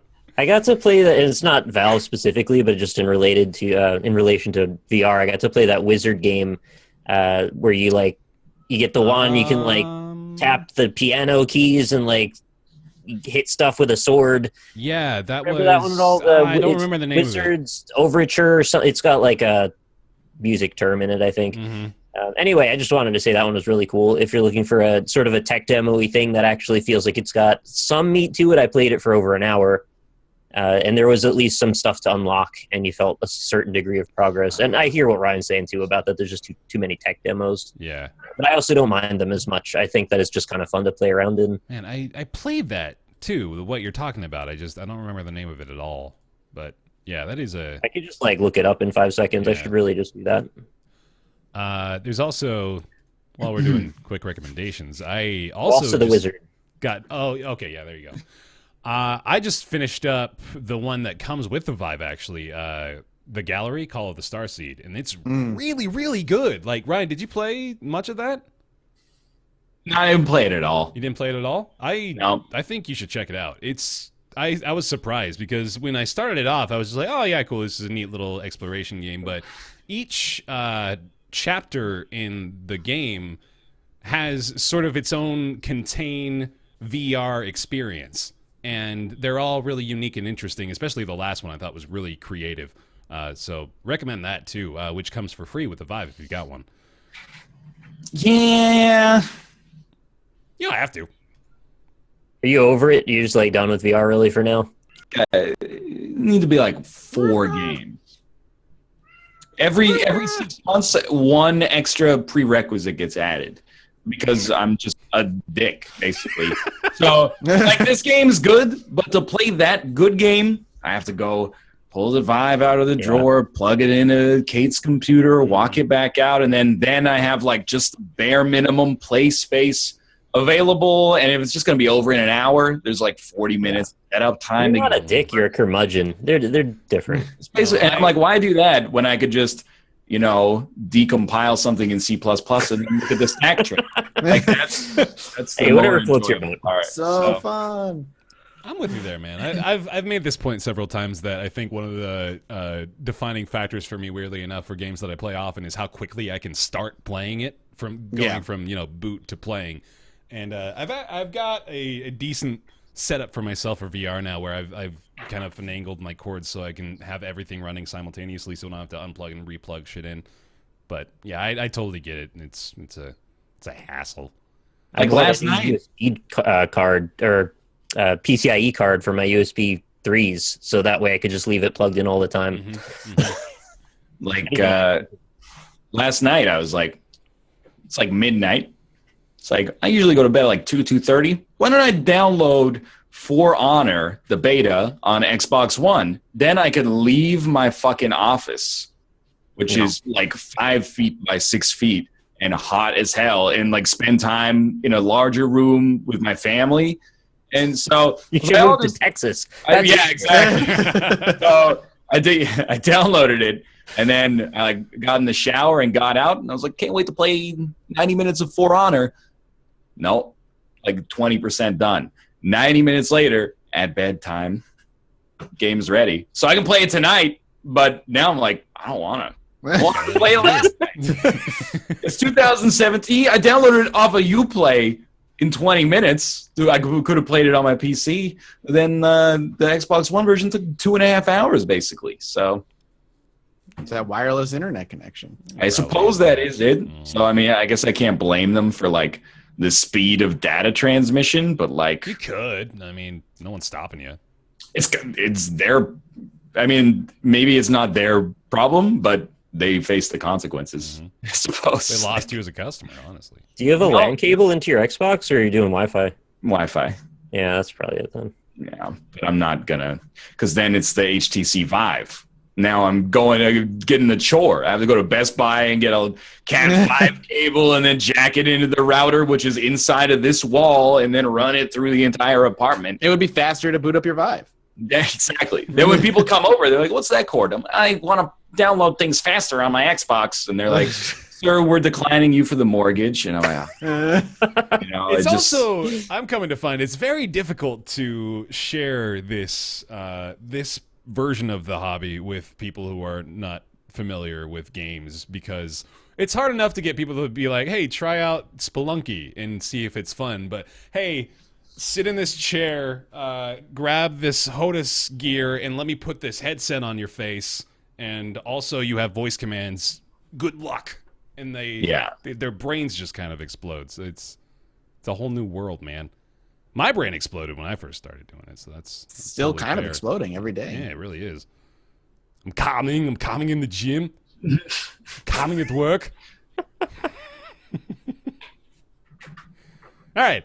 Hey, let's talk about a mobile game, because those are things. One that has gotten a lot of hype recently, and we all hopped on the train, is Fire Emblem Heroes. Tell me about Fire Emblem Heroes, Mathas. Fire Emblem Heroes is a mobile version of the Fire Emblem game. You get a bunch of different heroes from the different Fire Emblem games. You go on little mini missions, and it's turn-based. It's like bite-sized turn-based strategy. Mm-hmm. Each mission takes like a couple of minutes. And because it's a mobile game, they still want your money. So what you do is you can spend orbs, which will summon a hero, and there's a random rarity attached to them. You get you're most likely going to get a 3-star hero, but there's like a small percent chance you're going to get like a legendary 5-star hero, which is like the main characters of the other Fire Emblem games. You can add them to your team, they level up, but you can buy orbs, so you can buy more heroes. And the more heroes you buy simultaneously, the less orbs it takes for the subsequent summonings. Mm-hmm. Mm-hmm. It's pretty much it. There's a story, but it's kind of silly. Yeah, the story is totally ridiculous. I'm wrapping my head around it. I think there's more to it than I suspect, but the premise is the main enemy has a lot of your friends under contract that requires them to fight you. But the only way to break the contract is for them to lose the fight. So your friends are fighting you, and the only way for them to not have to fight you is to lose to you. They're just going to lose to you. I didn't follow any of that. Yeah. You can try that again, please. All right, never mind. It's not important. You can completely ignore it. Fire Emblem Heroes, I'm surprised by how much I like it, and I'm also surprised by the, I don't want to say depth, because there's not a ton of real depth to it. It is a mobile game, but there's a good amount of things to do, which is encouraging. And there's also there's very few limitations placed on your capability to do things. So you've got the stamina system where you have X out of 50 total stamina for the day. That recharges 1 stamina per minute, I believe is what they do. Or I think it might be a little longer than that.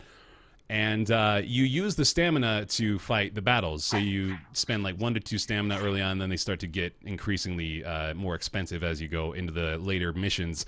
And then you also have to spend the stamina to go into the practice area as well. And it never really is an issue for me. I don't know if you felt similarly, you guys, but I've never run out, and I've never really felt like the game was trying to get me to purchase anything to continue playing, which is encouraging to see from a free-to-play mobile game. I don't know if that should be my expectation at this point, but I am pleased by it. I sort of disagree. Okay. I think if you're if you're an average user and you're gonna play 45 minutes, 30 minutes, 15 minutes, it's no problem. Yeah. But as I've gotten a little further into the story, and the stamina is it takes 7, 8, 10, et cetera, I'm getting to the point where I did have to use a stamina potion last night. Mm-hmm. So they were like, "Hey, do you want to use a stamina potion? You got 12." And I was like, "Oh, I might as well.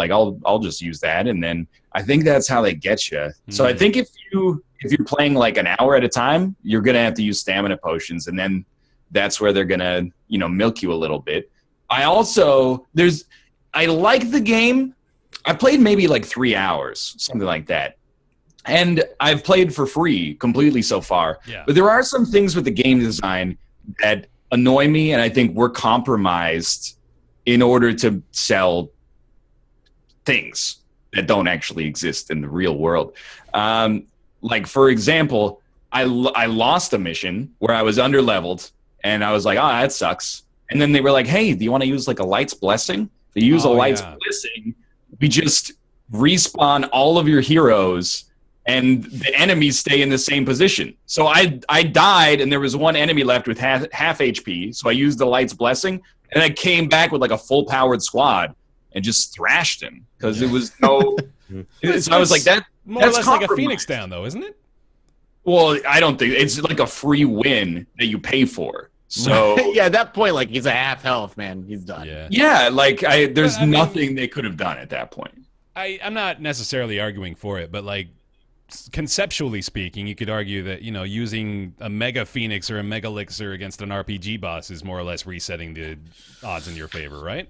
Well, I mean, I would have a problem with that if Final Fantasy 15, and maybe it does this, was hey, Like, you just died 99% of the way through the boss battle, but if you give us your credit card number and pay 99 cents, we'll give all of your heroes full HP. Right. 15 does not do that, no. They're leveraging it. They're leveraging it on you in the moment. You're like, oh, I got so close to being at the end. Yeah. I can just, and they do the mobile thing where the first taste is free. Right, So, right. you know, Like it's a like drug dealer. Exactly.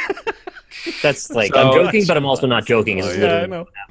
And that annoys me because I haven't played a ton of the other Fire Emblem games, but I've played maybe like 15, 20 hours of one of the Birthright games. I can't remember if it was Conquest or Birthright, but like, that should kick your ass and you should have to redo it. That's like the spirit of it, is that you made a mistake and now you have to learn and do better next time. I also don't like that there's no permadeath. I feel like permadeath is one that of threw the me things- off.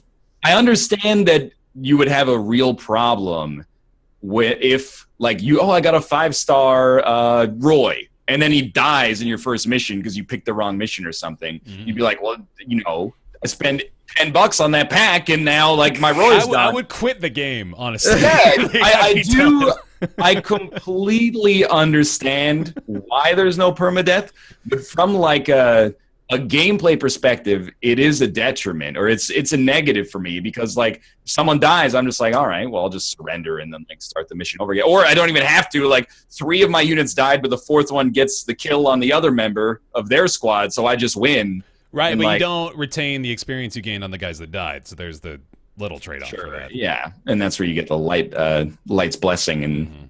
respawn them, I suppose. And then the only other thing I'm going to issue is kind of like, well, there's a few things. First off, I think it starts way too easy, like super, super easy. Mhm. And then secondly, the story is stupid. Yeah, It's like, Mhm. it's just greatest hits collection of like, oh, who's being contracted to fight us now? Yeah. It's this guy. And you're like, oh, it's that. It's like all fan I service. remember him. And then, like, sure, that's fine. But the other thing is kind of resource overwhelming. And a lot of free-to-play games do this. But I'm like, you pay for dueling swords. You pay for these crystals. You pay for stamina. You pay for orbs. Like, there's so many different currencies and resources that are spent in different, you got red crystals for beating this, and then you got silver crystals because you completed the quest line, and your dueling swords have been replenished, but your stamina's low. Like, I like the game. I enjoy playing it. There is a little bit of stuff where I'm like, this isn't like, I'm not going to put 80 hours into this, but Yeah. I'll put like, I might finish the story. The story's been fun, and the pack opening, I think, has been, they give you a decent amount of stuff for free that is cool, but I'm also just kind of like, it's a mobile pay-to-win game with a pretty good gameplay loop, but a lot of things that I'm not super stoked about. Makes me excited for the next Fire Emblem game. I want to jump in very quickly and say that I think the most interesting thing about it for me, and I haven't actually played the Fire Emblem game, but I've been playing another game called Idle Heroes on my phone. Yeah. And I find it very funny that there's so many parallel gameplay core elements to them. Almost everything Ryan just mentioned is in this game as well. And I think what's interesting here is this Fire Emblem game isn't so much a Fire Emblem game. It is sort of a distillation of a whole bunch of mobile game concepts put into the most sellable package they could figure out at the time, which explains some of the like resource overdone stuff. And like I said, it's the exact same thing in Idle Heroes. And I also enjoy that game, and I haven't paid anything for it either. And I've probably put in 50 hours into it now. But you've got like your purple orbs to level past certain tiers. You've got green orbs that help you level 1-to-1. You've got coins. You've got crystals, gems, scrolls of various types. And all of this stuff requires a lot of time and dedication to figure out exactly what you're supposed to do. But at the end of the day, it is essentially a game that it functions like a slot machine. You put a thing into a thing, you get a thing or you don't get a thing. And then you wait to see if you get the best things. Ruka really wants into your room. This cat's crazy. Even then, though, like I don't mind the gotcha element of the game. Like I play Hearthstone. I have played a lot of Magic as well. The concept of like paying money and then getting like a variance pack, I understand and I'm okay with. And in Fire Emblem, if the only thing they did was, hey, you can buy hero packs for real money, I'd be like, that's That's the name of the game. That's business. It's just the only thing that starts to make me annoyed is when it creeps into like pay money to make this easier. Because at that point, you can always make the argument like, hey, well, if somebody doesn't want to do this, they can just pay money to get past it. I guess so, sure. But I kind of feel like it contributes to compromised game design, where instead of having a challenge and having to maneuver or learn in such a way that you surmount the challenge, instead you're just like, well, I'm going to pay 99 cents to beat it. I don't even like the concept, like, I don't think they're milking you for Light's blessings. I'm more like, if you lose a mission, you shouldn't be able to be like, I didn't lose it. I just used an item that made me not lose it. Especially if they are prevalent. Because the counter argument in chat is people are like, well, I've got 20 in my inventory and I played for free.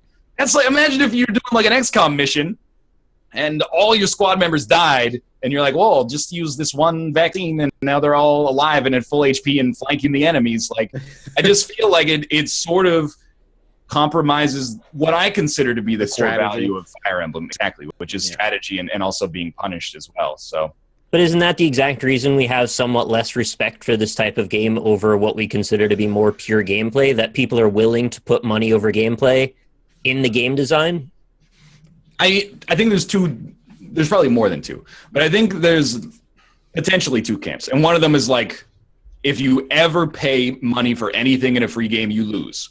And I don't agree with that camp. Like, you know, I put money into Hearthstone, and I would put money into this, I think, if I liked the core game a little bit more. But then there's the, like, that I disagree with, but I understand. And then the other side is, like, these games are less games because of the mechanics that they institute solely to get more money. And if I do agree that mechanics like Light's, I do think that mechanics like Light's Blessings are basically there to be like, we're going to skim like another $1 off 2% of the population. I think, does it make the game worse for everybody else? Maybe not. But I do think that I would look down, if I played something on Xbox One or on PC or on PS4, where like it was Dark Souls and I died against a boss and it was like, you know, now you have full HP and he has exactly the HP that you died with, I would think that was shitty. We already talked about that a little bit, in that Pit People doesn't do that, but you don't, like, when you lose a person, they don't actually die. They just go home. Yeah. And you're like, that for me, and we talked about that, even that makes the game less thrilling. Yeah. Because, you know there's a safety there. Yeah. I want the limiting factor that separates people playing it to be either time or skill instead of money. Because money that's not the point of video games unless you're the person selling it.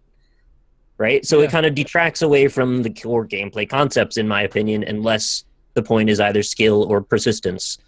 Yeah, I agree with that, and I think that this is it is guilty of, you know, accommodating a bit to that financial side of the mobile game world. But I like the core loop enough to not be bothered by that. I guess that was my initial stance as well. That I really, I guess as a more casual user, I suppose I really have not felt the need or really been bothered in any way by their microtransactions. Which, like, I pay attention to that too. You know, like I'm looking for the gotcha moments. I'm looking for the shit they're trying to pull over our eyes that we don't necessarily realize is draining our wallets. So I feel pretty good about where this game stands in that respect, I suppose.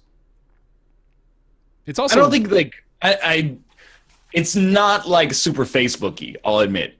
Like, it's not like, hey, you played for 5 minutes, buy more stamina. Yeah. And they do give you a lot of stamina potions for free. However, I just kind of, I get that this is what you pay with when you're playing a free-to-play game. But I do kind of resent that, like, hey, you really like this game, pay us to play more of it. But I still think it's pretty good. For all the criticisms I'm bringing up, I've had a good time playing it, and it is nice that you open up the packs and you're like, you know, if you get a 5-star hero, you're stoked. I've not put any real money into it, but I think I have gotten a little lucky with my summoning. Like, I've gotten 3 5-star heroes in like 12 orb openings or whatever. Mm-hmm. So Lucky you. I've only done 2, and I've gotten 1, and that's Roy. And he's carried me to victory in every single round. It's ridiculous, man. Like, one thing I'll say is that I really hope the pattern that I'm experiencing does not continue, because it seems like almost every fight that I get into, I am killing the enemies in one shot. And if I'm not, like, it's a problem, right? Because I'm losing if I'm not doing that.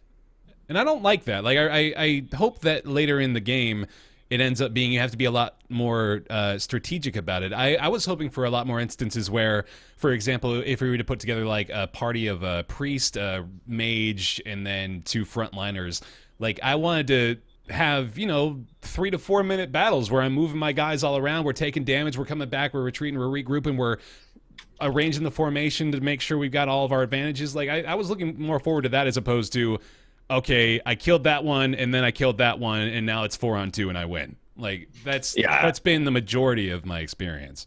My experience has been like, there's a pretty simple like behavioral loop, which is like if you can move in a way to KO someone in one hit, you do that. Yeah. If not, you stay back, and then you like wait for them to play into their move. Yeah, exactly. Yeah, exactly. So like most of the time, I found it to be pretty easy, but maybe that's just the story mode. Like maybe.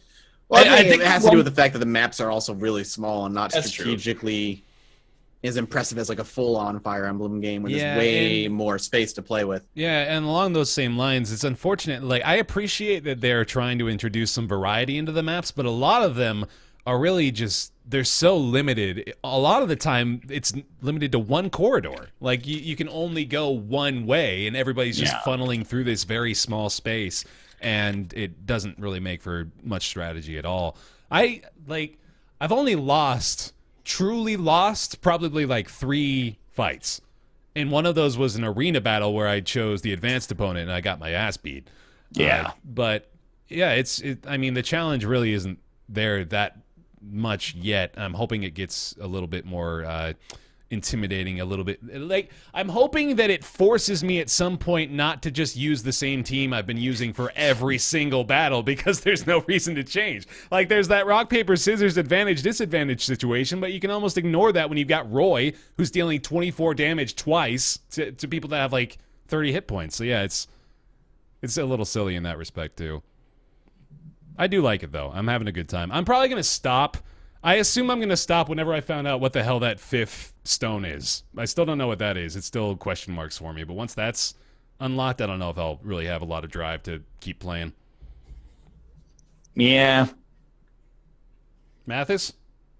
I'll play for a little bit, but I don't see myself playing it for very long. I don't know. Mobile games in general, like Pokemon had me for a while. Yeah. That was probably the only mobile game that had me for as long as it did. Other games don't really hold my interest that much because I am playing this and I'm like, kind of just rather play XCOM. Yeah. It's kind of where I'm at. Is like, I feel like with these games, I'm more accepting, I think, than most people. And I'm like, I get it. The developers have to make money, and why wouldn't you? Because Puzzles and Dragons is doing it. Like someone's gonna do it, and they're gonna make bank off it. But there's like this weird dichotomy. One is like, well, you can play it for free, and the other one is you don't have to spend money, but if you spend money, like it makes it easier. And I kind of don't understand, like you get that they're roping you in with the first part, and then like they're manipulating you to sell. Like even if you're playing it for free, it's not as good as the one that you can get for $30 now on DS. And that doesn't mean it's not worth playing, but it makes the design decisions are not necessarily make the game fun so people want to spend money. There's a little twist on it, which is scarcity. Yeah. Like, despite the fact that you have access to the game, we're not going to give you everything. We're going to let you get like 9/10 of the way there, and then you can pay to get the last part if you really want the reward that comes with it. So, and you wouldn't know about it until you're super deep into it. It's like there's a lot of different setups like that, and they use it to try to leverage you to get into it until it's too late, and then you're like, all right, I really want to pay. And it's like I'd much rather have a price tag that's set at whatever it is at the face, so I know what I'm getting into, rather than figure out down the line I could have paid $300 for this thing, that has no more real value because you've set arbitrary values for currencies. So, I'm very hesitant about this type of gameplay, and I tend to overanalyze it a lot, but I also see the value in some of the addictiveness to it too. And as I said, I've been playing Idle Heroes a lot, and I probably will continue to as well, but I will intend to try not to spend money on it, which I know is probably a rude thing to say, and the developers could hear me say that. Well, they don't need you to pay because other people 9/10 of people are like you, and then the 10th person spends $200 on it. Yeah, I guess. All right. I like to support people that do good work, and I don't consider what I'm playing to be bad work. It's just that model makes me confused. That's all. Let's talk about another game you played, Nick. The Room. Yeah. And oddly enough, another game that could have been a mobile game, but I didn't play it on mobile. I did, though, and it's almost better, I'd say, on mobile, weirdly enough. Almost better. Why? You go ahead, though. Just, I think, Okay. all right, you got to talk about it first. All right, the game is called The Room, and it is a escape the room game essentially about puzzle boxes. I played it on Steam. It is by Fireproof Games, and it is only $5. The first one, there's actually a total of 3 of these games in the series now. The first one's about 3 or so hours long. The second one is also on Steam. I haven't played it yet, and the third one is still only on mobile. And what they did is they revamped it all, made it HD, higher res, and more generally polished for the Steam release, as far as I know. And I had a fantastic time with it. I would go so far as to say it was maybe one of my favorite puzzle games. So if you've never played The Room and are a fan of like cool little ornate boxes and like construction and neat mechanics that actually you can feel almost a tactile sense to the way these objects move in relation to each other. Like you actually turn the keys and you actually slide the little wooden doors and you actually like can get a sense of how the physicality of it all fits together. That's great attention to detail. And the sound design, as well as the way it was all put together physically, is really, really well done. I'm really excited to play the rest of the series, and I hope that they make a ton of these games. I wish it was 20 hours long, because I would have played more and more and more of that. This is a very niche thing. I understand maybe not anybody really cares about opening puzzle boxes, but the way it was dead on for what I like. That physicality you mentioned is sort of the reason why I think maybe it's better on mobile, because that Right. tactile response, right? It's so cool to slide all the little pieces out with your fingers and to be twisting the knobs and the keys and all that stuff. Like, it's really satisfying. But yeah, I totally agree with you. Easy recommendation. $5. The Room is a great puzzle game. I would have paid 20 for that, actually, and I think that's probably maybe a little overvalued, but at the same time, there's nothing exactly like it that I've found yet that so perfectly nails that concept. Some people would prefer that it works in more of a literal open space rather than it just be focused around what's in front of you, but they use the space well, and essentially the whole thing focuses around a table in front of you with a box on it, and you have to rotate the table around, and you look at every part up and down around the sides of it, and try and figure out your way into this box in any method you can come up with, aside from smashing it, obviously, because they are wood. You're right in that it doesn't seem like it gives you much to work with, but you'd be surprised. Like I kept looking at the same thing, thinking there's no way there's something else here I missed, but that kept happening. And they also tend to use multiple parallel linear puzzles at the same time. I found that really a fun thing to do. Like, you would get stuck on something for a minute and you go, well, maybe I don't know what to do with this, so I'll go look somewhere else for a minute, and you'll find another sort of little sequence of things that's leading somewhere else for a bit, and then eventually like, oh, well, now I've seen that, so now I get what to do with this one. So not that it's like The Witness in levels of openness or anything like that. It's really just like very small scope, but it's small scope with a really high focus on detail. So if you like puzzle boxes, ornate mechanical things, and messing with that stuff, you'll probably really enjoy The Room. I can't wait to play the next one. Cool. I got another quick little puzzle game recommendation for y'all. A game that came out last week called Linelight. I want you guys to play this still, even if you don't talk about it on this show, because it's like a 9 out of 10, 10 out of 10 game, I think. Linelight was really, really good. The premise of it is very minimalist. It's a puzzle game where everything is just broken down into it. You're a line, so you are a line, and you move along a straight passage. So you're going from point to point, and it's got pretty typical puzzle game fare. You got your switches, you got your buttons, you got your all the nicks and knacks and all that. But it's another one of those games. I think Hopiko I made maybe a similar. No, it wasn't Hopiko. It was another game. But I made the recommendation on it based on the fact that it's not really doing anything new. In fact, it is making a point of it to reduce video gaming to its simplest form. But its execution is fantastic. Like really, really, really good. So the presentation is very simple, but the sound design is wonderful. The music, weirdly enough, it acts as almost a rhythm game.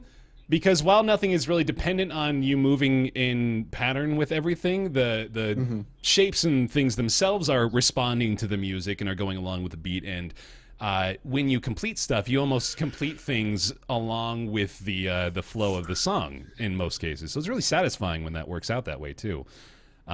Just elegant is a good word for it. It all flows so well together. It's just about the right length. I nearly beat it. I've almost gotten through the entire thing. And apparently there are also so you can collect these golden diamonds throughout every single world, but you can also get these green diamonds, which I didn't even know existed. Apparently I've gone through the entire game completely ignoring like all of these alternate paths that I could have been taking throughout every single stage. So yeah, like there's way more of the game than I've even played up to this point. So it's really encouraging in that respect as well. But yeah, I was pretty goddamn impressed by it. I played, as I mentioned, like almost the entire thing, and it was almost in one sitting too. I had a big smile on my face a lot of the time. It was just super fun. So huge recommendation. Linelight was a blast. Only $10 on Steam. Highly recommend it. Yeah, I saw some images of it, and I was like, well, that's definitely something I'll like. I just didn't get a chance to try it yet. Mm-hmm. Easy fun. I like it a lot. And then we're not going to spend too much on this. I think we might even come back to it for a future show, because I know Nick will play Nioh eventually. I don't know if Ryan or Mathas will get to it, but I did play some Nioh this week as well, and that is another really, really good game. Oh man, I played the demo of this a few months ago. I remember even talking about it briefly on the show. I didn't get too much into it because it kicked my ass, and I was like, all right, I'll play the full game when it comes out. I won't just get my ass kicked by a demo for a few hours. But yeah, I'm into it now. I asked you guys to remember the name of the weapon I chose, and now I've of course completely forgotten it. Kusarigama. Yeah, you were close. Kusarigama. So Nioh is from Team Ninja. It is very much Dark Souls. It is extremely Dark Souls, but in some ways I'm having more fun with it than I've had with Dark Souls. You start off, you play through a little bit of a tutorialized segment, and then you get to choose your weapon preferences and your guardian. I chose, as I mentioned, the Kusarigama, which is that very interesting weapon with a kind of a scythe at the end with metal chain links attaching it to a big weighted ball. And fuck, man, that thing is cool. It's so much fun to use. It's crazy to watch. It's so visceral as it's chopping through limbs, and once you finish somebody off, they're standing there as like, it's this dude with leg cut off at the knee, both of his arms missing, and he's decapitated. He just collapses to the ground after a flash of ninja flare. It's super awesome. You'd love Shadow Warrior 2. I did like Shadow Warrior 2 as much as I could play it, yeah. Yeah. But yeah, I think I'm going to reserve most of my in-depth critique until I have somebody to bounce this off, because there is a lot to talk about with Nioh. But I will say that I am really, really enjoying my time with it so far. I think I'm about 4 or 5 hours in, and probably about 40 or 50 deaths in as well. It is definitely difficult.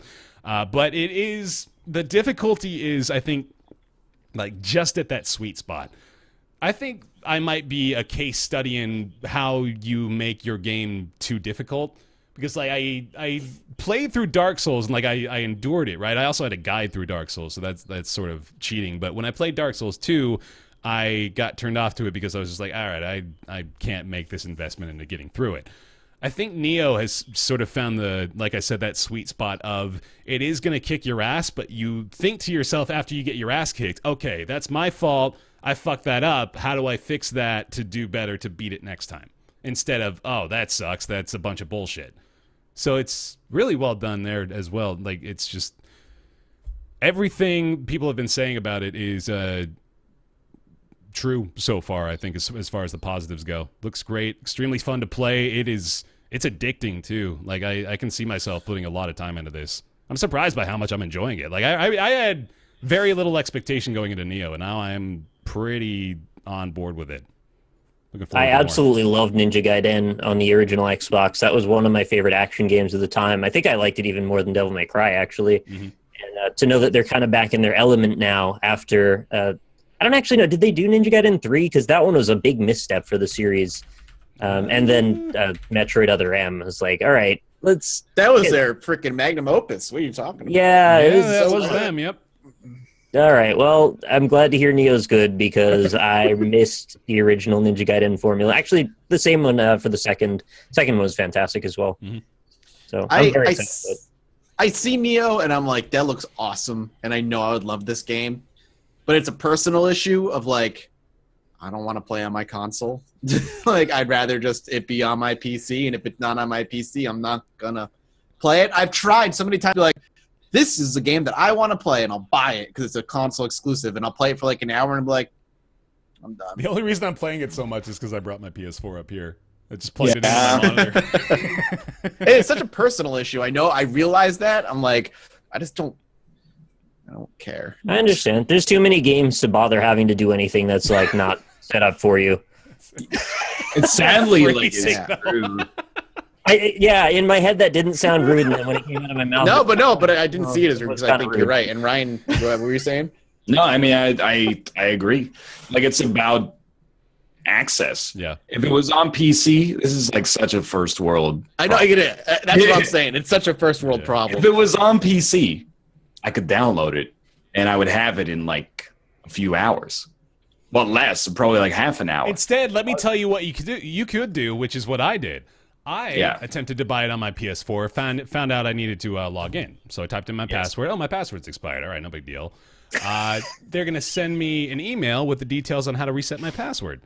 Didn't get an email. No, I didn't get an email. Right. I go online. Did you check your spam filter? Well, hold on now. You're getting ahead of me here. I go online. I'm like, how do I reset my password on PS4? They're like, just go on your PS4 and do it. It's easy. It's in this settings menu. Oh, okay. Now you got to go online. Here's the email again. Oh, okay. So it must be in the spam folder. Go to the spam folder. Check it out. There it is. Go, bam, bam, bam, bam, boom. Buy the download online. Start it online to the PS4, right? Easy peasy. Yeah. No problem. That's cool. Got a positive out of that. No, go downstairs. Nioh cannot download. That's it. That's all it says. No other warnings, no other info. Nioh cannot download.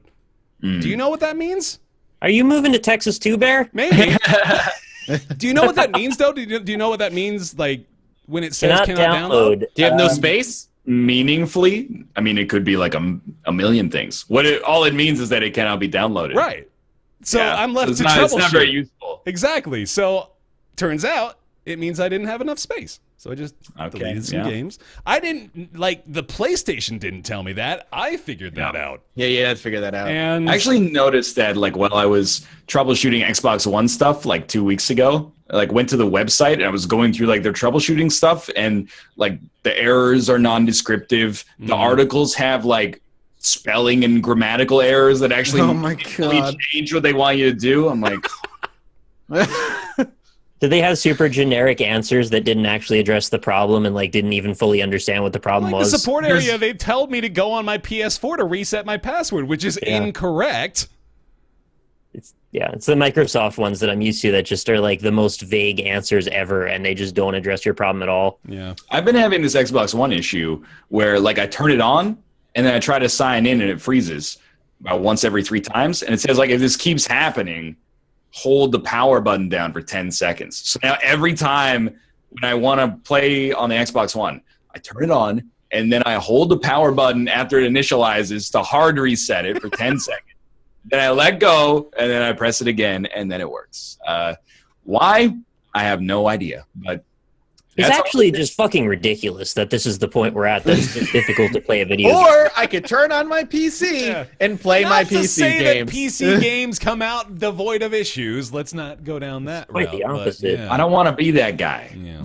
Like I resent that attitude a lot. But at the same time, And then, like, for the privilege of going through all that, it'll take you, 6 hours to download Nioh. Right.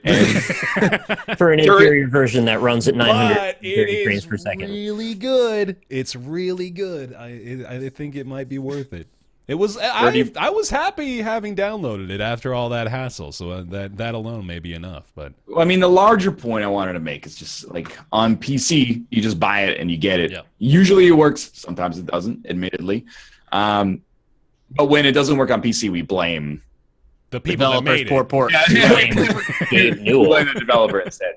Whereas, on the PS4, it's like, I gotta either like buy it on Amazon, wait 2 days, Or a month or two. In Nick's case. That's in Nick's case, yeah. Or I could download it and it'll take like 4 hours to download, and like better make sure you just might as well do it tonight before I go to sleep, and then when I wake up, hope that I haven't gotten an error code, when I wake up. But No, I did. Like, I started the Nioh download Wednesday night thinking, okay, cool, I'll play this tomorrow. And that's what I have to do. Like, that's the nature of the beast. yeah. Which is what I used to do for PC games, but now the tables have flipped. turned. Yeah, the tables have turned. All right. Yeah, we'll talk about Nioh again, I'm sure. I will, because I'm sure. Yeah, you'll talk about it. Yeah. Mm-hmm. It's a good time. All right. That's going to bring us into Good everybody's stuff. favorite segment. It's Ask Roundtable. Hooray. Hooray! Weekly segment wherein you send your questions to roundtableyt@gmail.com. We do our best to answer them. This week's question comes from Pat. Hello, Pat. Hey, Pat. Howdy. What's up? How you doing? He says howdy.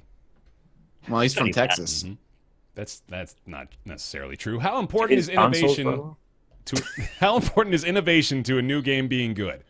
I often hear both sides of the argument. For example, Mighty Number 9 had no innovation and should have just been Mega Man, and it would have been awesome. Yet many people will also roast and toast Battlefield and Call of Duty for being too samey. Where would you rank innovation and importance for recommending a game for purchase? Love the show, Pat. Thanks, Pat. Love you too. How important is innovation in a new game?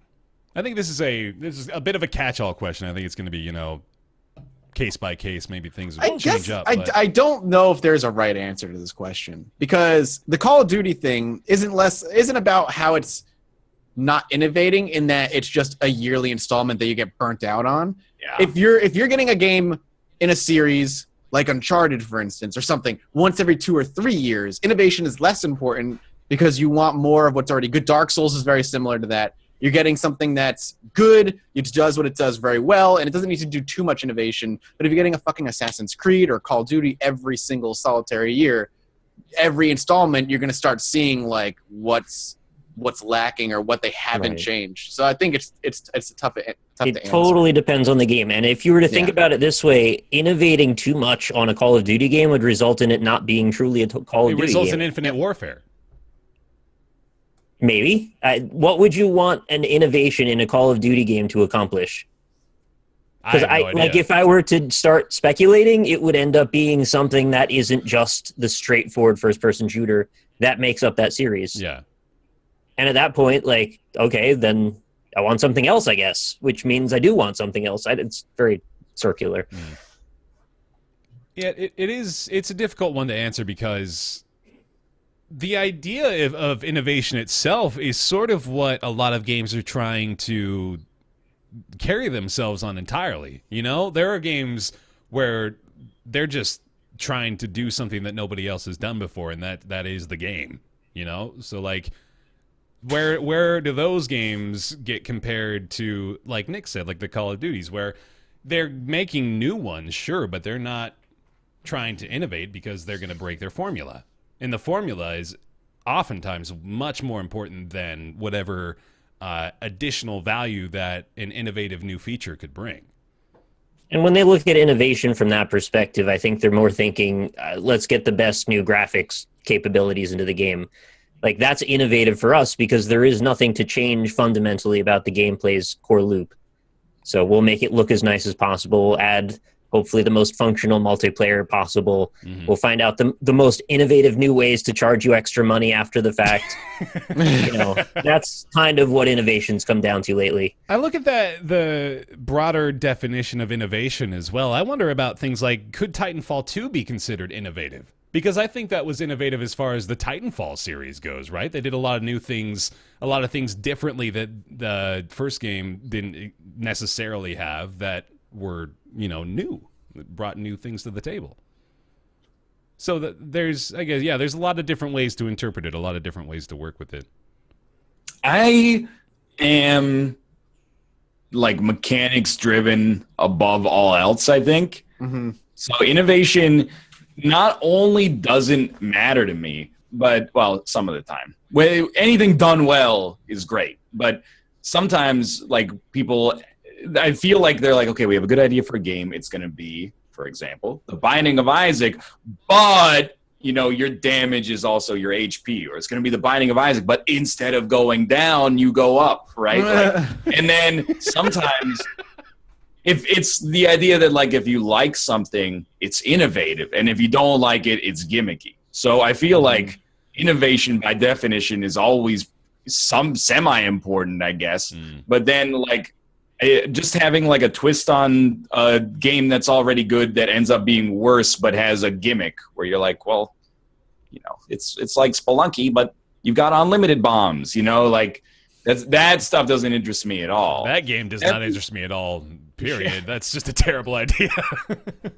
That being said, I guess I agree with you guys on the concept of Call of Duty. I think it's less does Call of Duty, do less people get interested in Call of Duty because every game's the same, or is it because it seems like they're just coming out with a game every year because they need to hit the bottom line? That's where I guess. Yeah, I don't think that the idea for me is that Call of Duty needs to be more innovative. I think the idea is if they're going to get me, and then it's probably not who they're going for, they would probably just be better served developing it for 3 years instead of 1. Mm-hmm. And then, absence makes the heart grow fonder for one, and also it gives you more time to kind of, I guess, innovate or at least iterate in such a way that it improves instead of just like the 2017's game is made in 2016 based on the success of 2016's game, which was effectively designed in 2015, outlined in a fiscal report that they published in 2012, based on future projections, et cetera, et cetera. I wonder if once a series becomes codified as a series, can you even innovate at that point at all, or do you always iterate? Because I'm thinking the difference between Resident Evil 6 and 7 is probably the closest to innovating that I think that series has really come along to, but yet when you think about it, they're really iterating because they're really just kind of retreading the same water as the original Resident Evil, but with a first-person perspective and a huge emphasis on atmosphere. Is it the difference between building onto versus creating from new? Or are we... Yeah, that's the difference between iterating and innovating. Yeah. Building onto is iterating. Mm-hmm. So then, but sometimes the two are intertwined. Right, so is every sequel just by default iterating upon its predecessor, is the question, I guess. Yeah, at a lower level, I guess that is what I'm asking, yeah. Yeah. And I don't know the answer to that. I don't know if there really is an answer to that, yeah.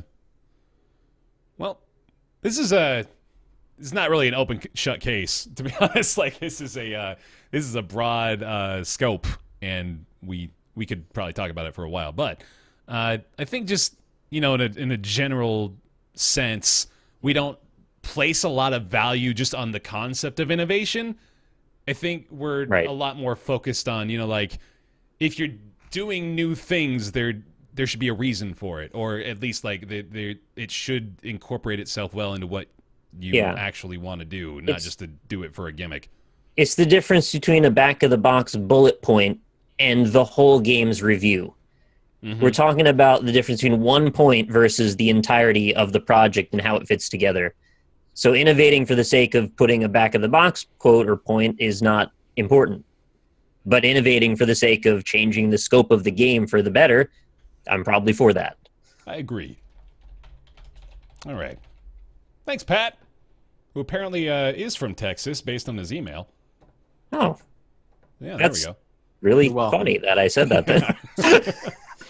Appreciate it, man. You can send your questions into roundtableyt@gmail.com if you got them, and we'll do our best to answer them. That's not the right overlay. There you go. Now it's time for everybody's favorite segment after their favorite segment. It's Nick's Weird Games. In light of recent conversation, I'd love to hear your version of Brian Johnson to do the Knicks Games theme song.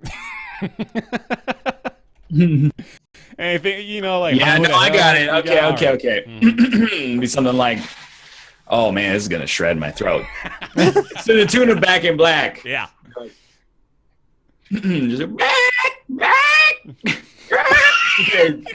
Maybe like it's like when a dying the crow. soprano tuning themselves before the choir performance. I might just do this as kind of my normal voice. I mean, like, these weird games, despite the names, you'll find they're largely all the same. They're Japanese, PlayStation 3, released in Korea in 2003. They're by a publisher that don't exist no more. It got an IGN score of 4. Yeah, there you go. Oh, that's great. Knicks Weird Games, everybody. Close your chats. All right. Are you ready? I'm ready. Yeah. Are you ready? Are you ready? Okay, we're doing another PS2 game. Yeah. Of course. That's still the largest of my library at this point. Makes sense. We're dealing with an RPG developed and published by Atlas, so begin your guesses now. You will probably get it. Devil Dice Survivor. No, it's not that, but you'll see. We're talking released in North America in May of 2009. It's an action role-playing game, as if I needed to say that. Digital Devil Saga. No. And the funny thing about it is the thing that I would use to describe this game actually fits the case for about 3 other games that I can think of. Okay. It Great. features a Pokemon-style capturing mechanism, and also this is a sequel. So this boy. no, Jade Cocoon 2 was like way earlier than that. You can negotiate with monsters to try and persuade or bribe them to join your side. You can summon 2 of the monsters to your roster at any time. It sounds like is it a Shin Megami like Tensei game? It is, yeah. All right. Oh. There So you go. let's just start hitting the list. Questions, but you Like got it from fucking Atlas, so. what has he released? What was later? There was like the cover's probably like red and black. Yeah, that describes all of them. Yeah, exactly. Yeah, that's all of them. It's like, did Nocturne do that?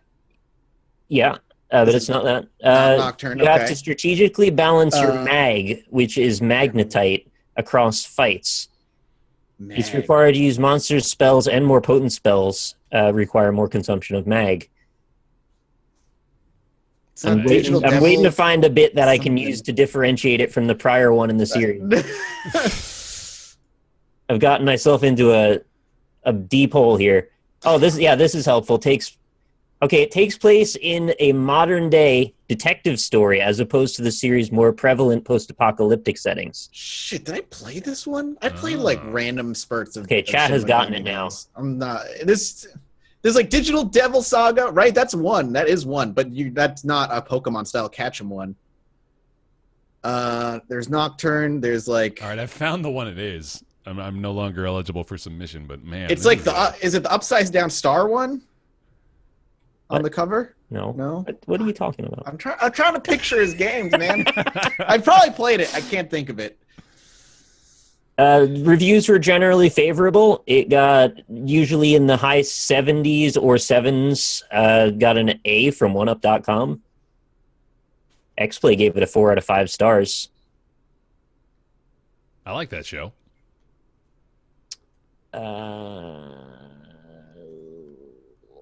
I'm gone. man. We know it's Shin Megami Tensei, right? Yeah. Yeah, it's one of But his like many different when I games. said Atlas, that's like you could have just said that and you would have gotten it. Right. Yeah. I can't think of it. I feel like I haven't given you fair hints on. Let me read more off the box here if there's something. You got a lot of faith in us, man. I appreciate that. Demon Negotiation returns to the SMT series. Recruit and fuse almost 200 demons to take in any 2 into battle. I swear I played this one. I can Use the retooled sword alchemy system to create new swords. In the prosperous Taisho era in Japan's capital. Yeah, I definitely played this one. I remember capturing them and shit, but I can't think of the name. And inside of the box is a little looks like a little Dracula with a train engineer hat on. I think he's thrown in the towel. Yeah, I can't think of the name. I've played it too. I know I've played this. Appreciate you giving him the benefit of the doubt there, though. Well, I wanted to be fair for chat as well because they did get it, but also I don't think they had necessarily the best reasons to get it other than guessing, which Okay. is shitty. The game is called, and prepare yourself for this title because it's very long. Shin Megami Tensei Devil Summoner 2 Reidou Kuzunoha versus Summoner. King Abaddon Reidou Special Edition. What? Can I see the cover? Do it again. Oh, you have the whole collector's Wow, edition thing. man. I always went big Yeah. on the SMT games because I knew that I wanted to collect them all, and I never even opened this one. Holy Yep. shit. Ooh, it's very dusty. Devil on top. Summoner. Really original name. Read me that title again, full fledged. Yeah, it's Shin Megami Tensei Devil Summoner 2 Reidou Kuzunoha versus King Abaddon. Fuck. That's like a Street Fighter level deep, Man. super mega ultra Street Fighter 2 Turbo Championship I think edition. that is the title of that game is how we know we are at the bottom of the barrel of Nick's Weird Games, man. That is some next level I'm stuff. sure I didn't pronounce it correctly either. The main character's name is not an easy one for me. So let's see who got this. First one I see here, I will accept Russian Winter. I think is the first. Mhm. Somebody just said Shin Megami Tensei. Like, you got to be more specific. There's about 20 of The those. 90 of those games, yeah. Yeah, I think you got it. Sweet. Congrats. Congratulations, Congrats. Russian Winter. Mm-hmm. Shin Megami Tensei Radio Gaga Radio Gaga. Ruka Tomo Lovely Momo. 36 good. great holes with Shin Megami Tensei. 36. Dude, I would love a golf game. a Photoshop picture of Fred Couples. Golf Magazine presents Fred Couples 36 great holes. And then the text at the bottom just says, "My face when she's got a great asshole." And then Fred Couples' face is like, it's beautiful. You know what I've got in my head actually is that goddamn sea shanty you linked last night, man. I love those things. That was so cool. All right. Anyway, Got a great asshole? you got a great asshole. Thanks for watching the show, everybody. I appreciate it. Oh, it was a good one. Thank you very much for tuning in to Roundtable. It's every Friday at 3 p.m. Pacific, 6 p.m. Eastern here on twitch.tv/Roundtable Podcast. We want to thank those of you over there on patreon.com/roundtable as well, who I will remind you have been supporting us for well over 2 years now. Quite a few of them. I really, really, really appreciate that. That includes Julian Avelsgaard, Jonathan Graham, Scrouty119, Penn Gillette, Christopher Flagg, Theranox, Oren Saltzman, Michael Bush Larson, Colby Klein, TJ Majesty, Greenlight Talks to Walls, Chaos Grounded in Reality and Full of Belegda Theorist, Mediocrities, Brizzlebrip, Positron, Mythscarab, Eric Schooley, and Justin. Thank you all very much. We really, really, really appreciate that continued support on Patreon. Like that, for 2 years, y'all have been supporting this show monthly, and that with absolutely no hesitation is just unbelievable. So thank you very much for keeping this show going. It really means a lot. It's awesome. You can follow the show on Twitter at RoundtablePC. You can discuss the show over on our subreddit, roundtablepodcast.reddit.com. And you can catch the show VOD for free on our YouTube channels. That's BaerTaffy, Northernlion, RockLeeSmile, and MathasGames. All the VOD will be over on those channels immediately, or on my channel immediately after, and then on theirs when they get them. And on Ryan's, maybe. on Ryan's next month. I'm sorry, not posting enough videos for you guys. You want another 2 hours of content weekly? Yeah. All right. That'll do it. Thanks, y'all, for watching. Appreciate it. We'll Thanks, see you next guys. week. Bye-bye. Bye. See you later, everybody. Oh, the song's not going. Oh, no. Oh, wait. There it is. There it is. All right. Thanks for watching. Bye.